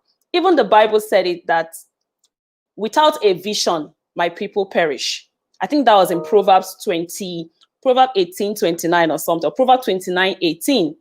Without a vision, my people perish. So I want to enjoin every one of us here. My speech is not going to be long. I want to enjoin every one of us here that once we end this session, I want you to go back and do a strategic session with yourself. Personal strategic session, that's what I call it. And when you do it, you have to look at your life holistically. Look at every area of your life, the critical areas of your life. In my book, I called it the 12 dimensions of life. Okay? And that is why it's important for you to get this book. Like, these are amazing book. This is just a prototype. This is not the real book. Like, I don't know if you can see, but the only people that have access to this book is myself, Glory, and Dupe. And I've gotten amazing feedback from them. So you need to go back and do a strategy session and define what your vision is for every area of your life. There are 12 critical dimensions of life. You have your career, you have your business. Career and business goes hand in. You have your career and business, you have your marriage or relationship, you have your health, you have your social network, part of what Patrick talked about, your friends and social network. You have your, your rest, recreation. You have your passion, your energy, you have your peace of mind, you have your spirituality. You have different areas of your life. There are 12 of them. But it's important that you get a copy of this book, okay? And then sit down and strategize. First of all, visualize and ask yourself, where do you want to be in each of these areas of your life? And do what? Assess yourself and ask yourself, where am I currently? And how do I want to get to where I want to be? If you can't do it alone, this is why you need a coach. And this is also why you need to have the Harmonized Life, because this book is very practical. Like, I have case studies of my clients that I've worked with. With their permission, I had to publish their story. I had to publish their journey in this book and the result that they've been able to produce in their own life. So it's important that each and every one of us, for you to see success, for you to see results in everything we've talked about here, that you determine, first of all, because everyone here talked about vision, Glory talked about vision, Eno talked about vision. You need to know where you want to be, so that when you get there, you will know that I have arrived. I have made tremendous success. Seeing this book, holding this book, justifies everything for me. So that is actually what I'm talking about in crafting a work-life vision. You need that. Everyone need that. And you constantly review this vision. You could decide to do monthly, you can decide to do quarterly, and ask yourself, am I making progress in the things that I have identified that I want to achieve in this area of your life? And if you know that you are not making progress, you start asking yourself questions. What is wrong? What am I getting wrong? What do I need to do in my life? Who do I need in my life? Do you need the right, maybe an accountability partner to help you? Do I need to build the right relationship? Do I need to acquire the right skills? Maybe it could be a skill gap. Do I need to acquire the right skills for me to move ahead of the curve?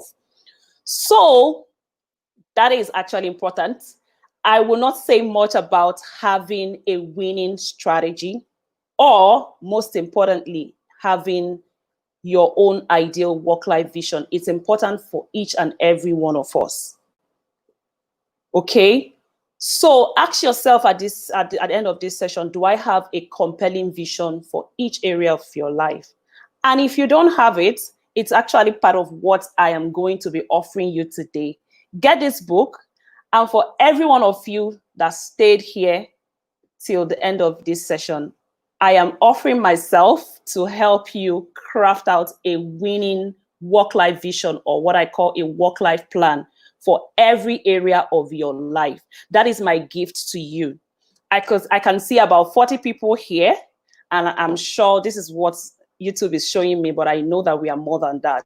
For everyone that stayed to the end of this session, you are getting this book at the pre-order price. That is one. Secondly, you have access to me for the next 1 month for a personal strategic session. Have access to me. A lot of people here have had a coaching session with me.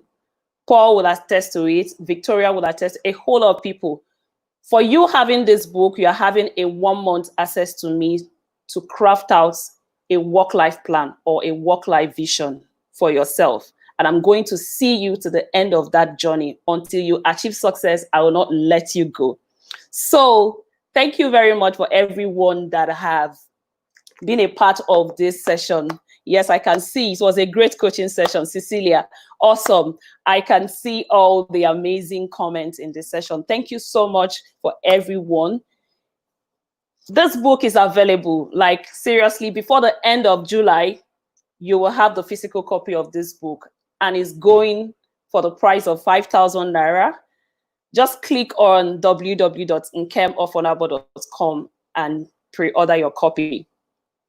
Before the end of this month, you will have your copy. I can assure you. So thank you very much. I believe that this gift that I gave you tonight is worth the while. Like, if that is so, I want to see the comment section blazing. Like, I don't mind you putting in the comments, like, this is what the high point for me for today's session. It will gladden my heart to see all the comments. Thank you so much for everyone that joined us here. I'm going to be bringing some special personalities, the people that have adopted me as their mentees, to also talk about this book. A lot of them have also read this book and provided their review. So I'll be inviting Shola Oyegbade to join us and just say a few things about this book and how the value that he got from this book after reading this book.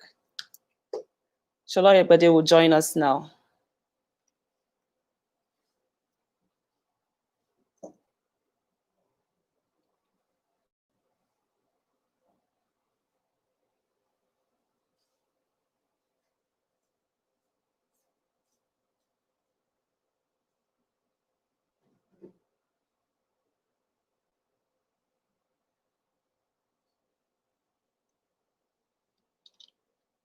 Can't see him.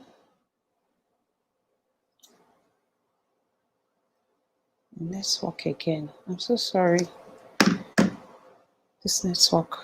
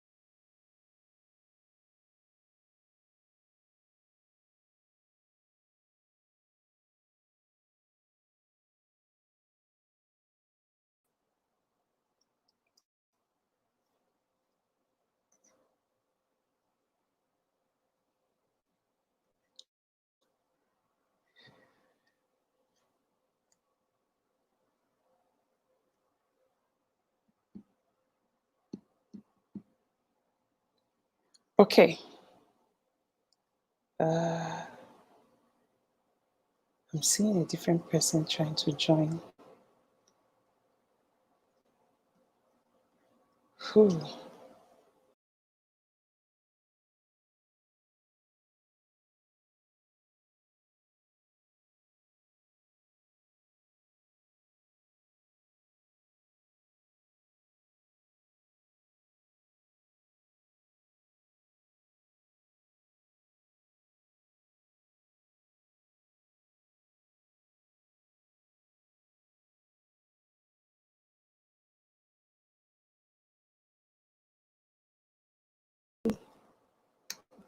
Okay, Shola is here. Thank God. Okay, Shola is here. Thank God. Okay, Shola is here. Thank God. Okay, Shola is here. Thank God. All right, I'm here.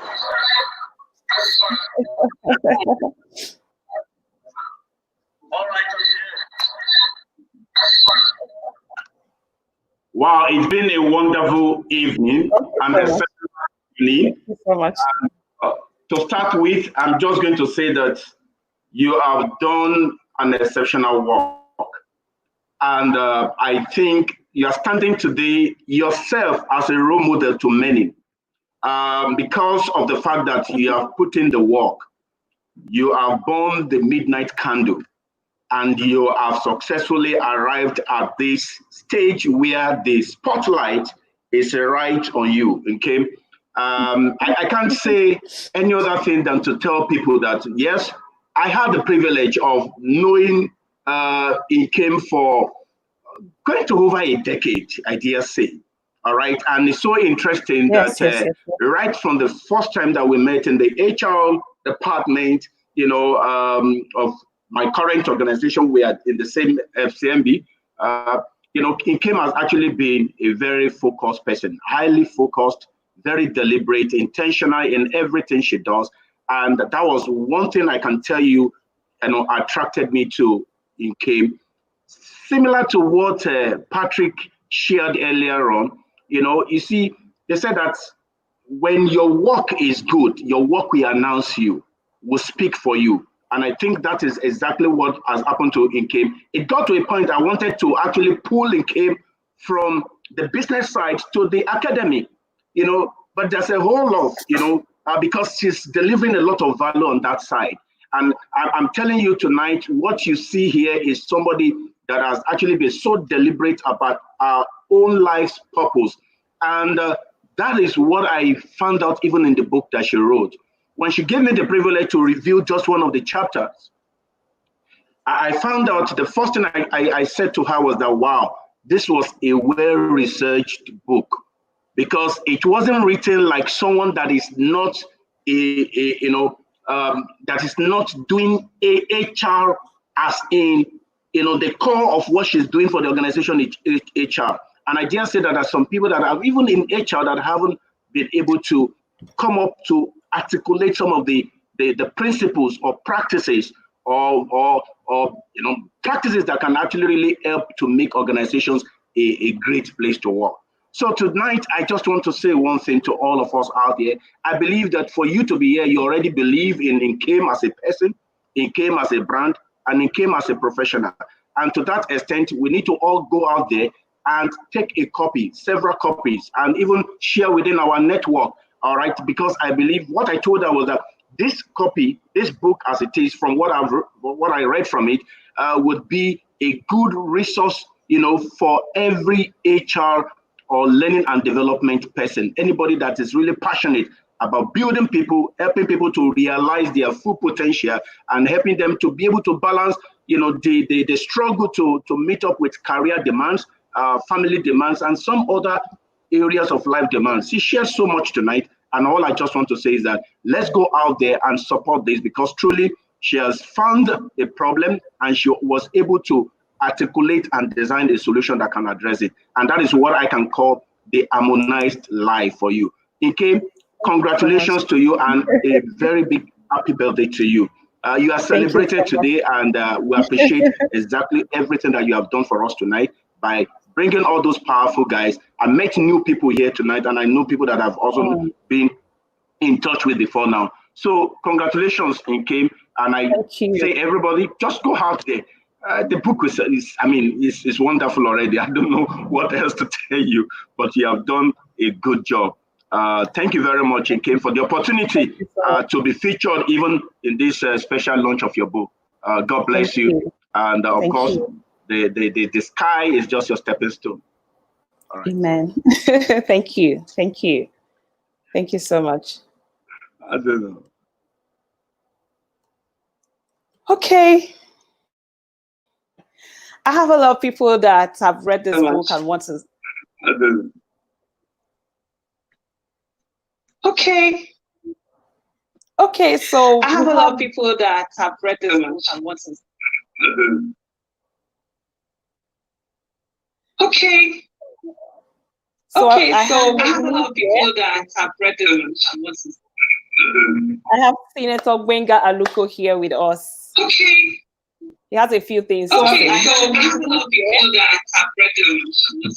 I'm not sure he knows. I have Senator Gbenga Aluko here with us. Okay.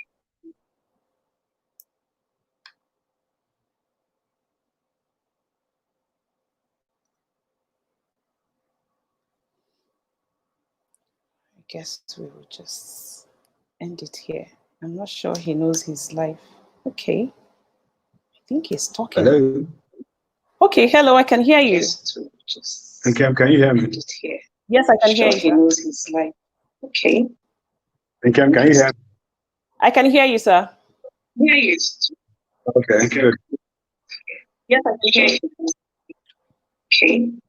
Okay, can you? I can hear you, sir. Okay, good. I hope everybody can hear me. Okay. Okay, can you? I can hear you.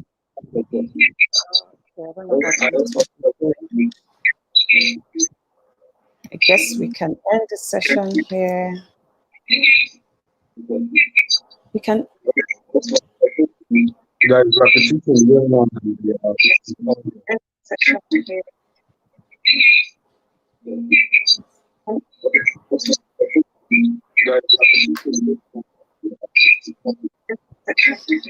Okay, we're struggling to hear you. We're struggling to hear you, sir. I guess some people are saying in the comment section that they can hear you. I'm probably the only one that cannot hear you.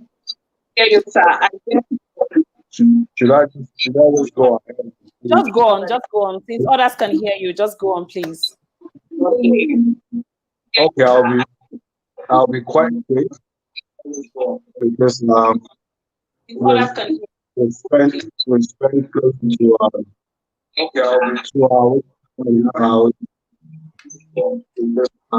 I think my job is very, very simple. I can't think to have met in terms of the last speaker who said it tech. I met in terms to learn the book. We both have a mutual friend, our classmate, used to be our classmates, and coincidentally we met. Indicated for writing a book on work-life balance.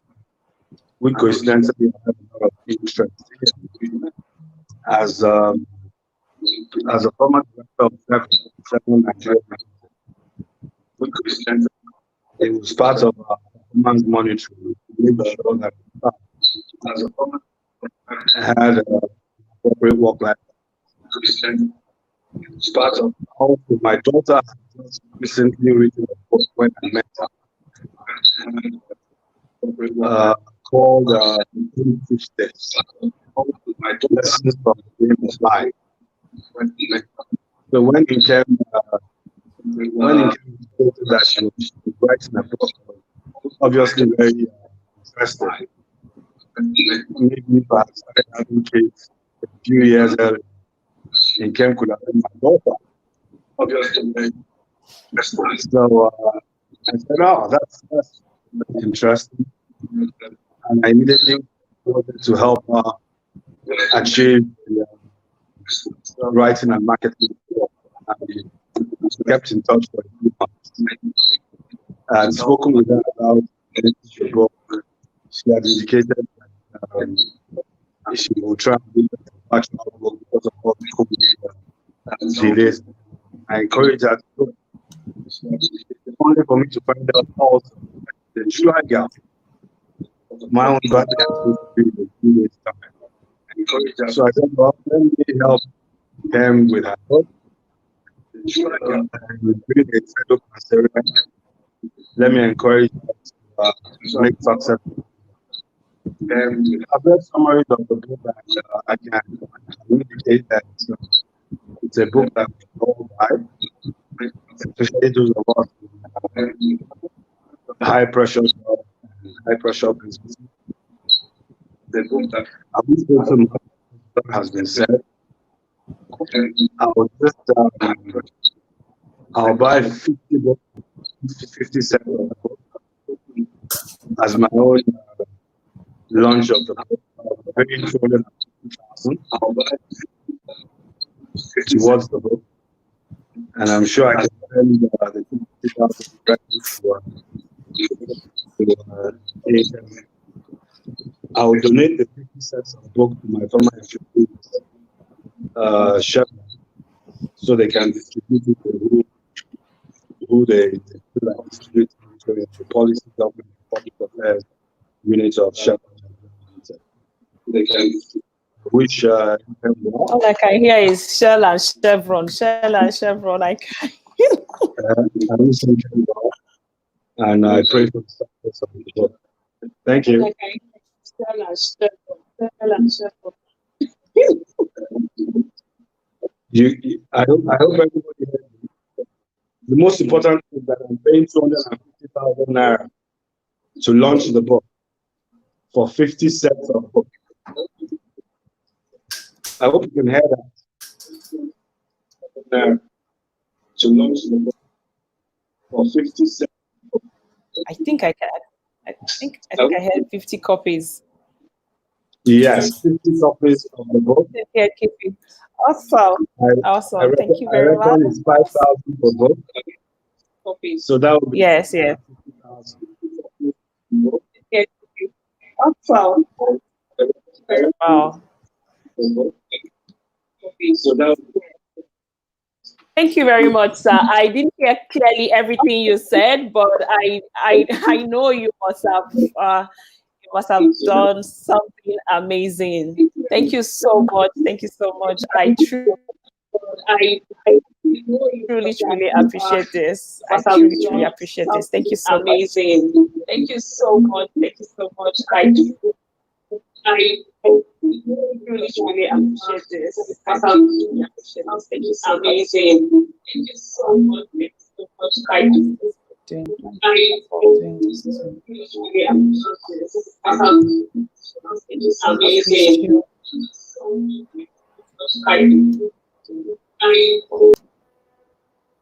Oh, I would like us to end this session here. Network is going everyone. Thank you so much. I get this from my and I really appreciate everyone for taking time. Over 2 hours to spend with me. You guys have given me an amazing birthday, and I truly appreciate it. Thank you once again, and make sure you head home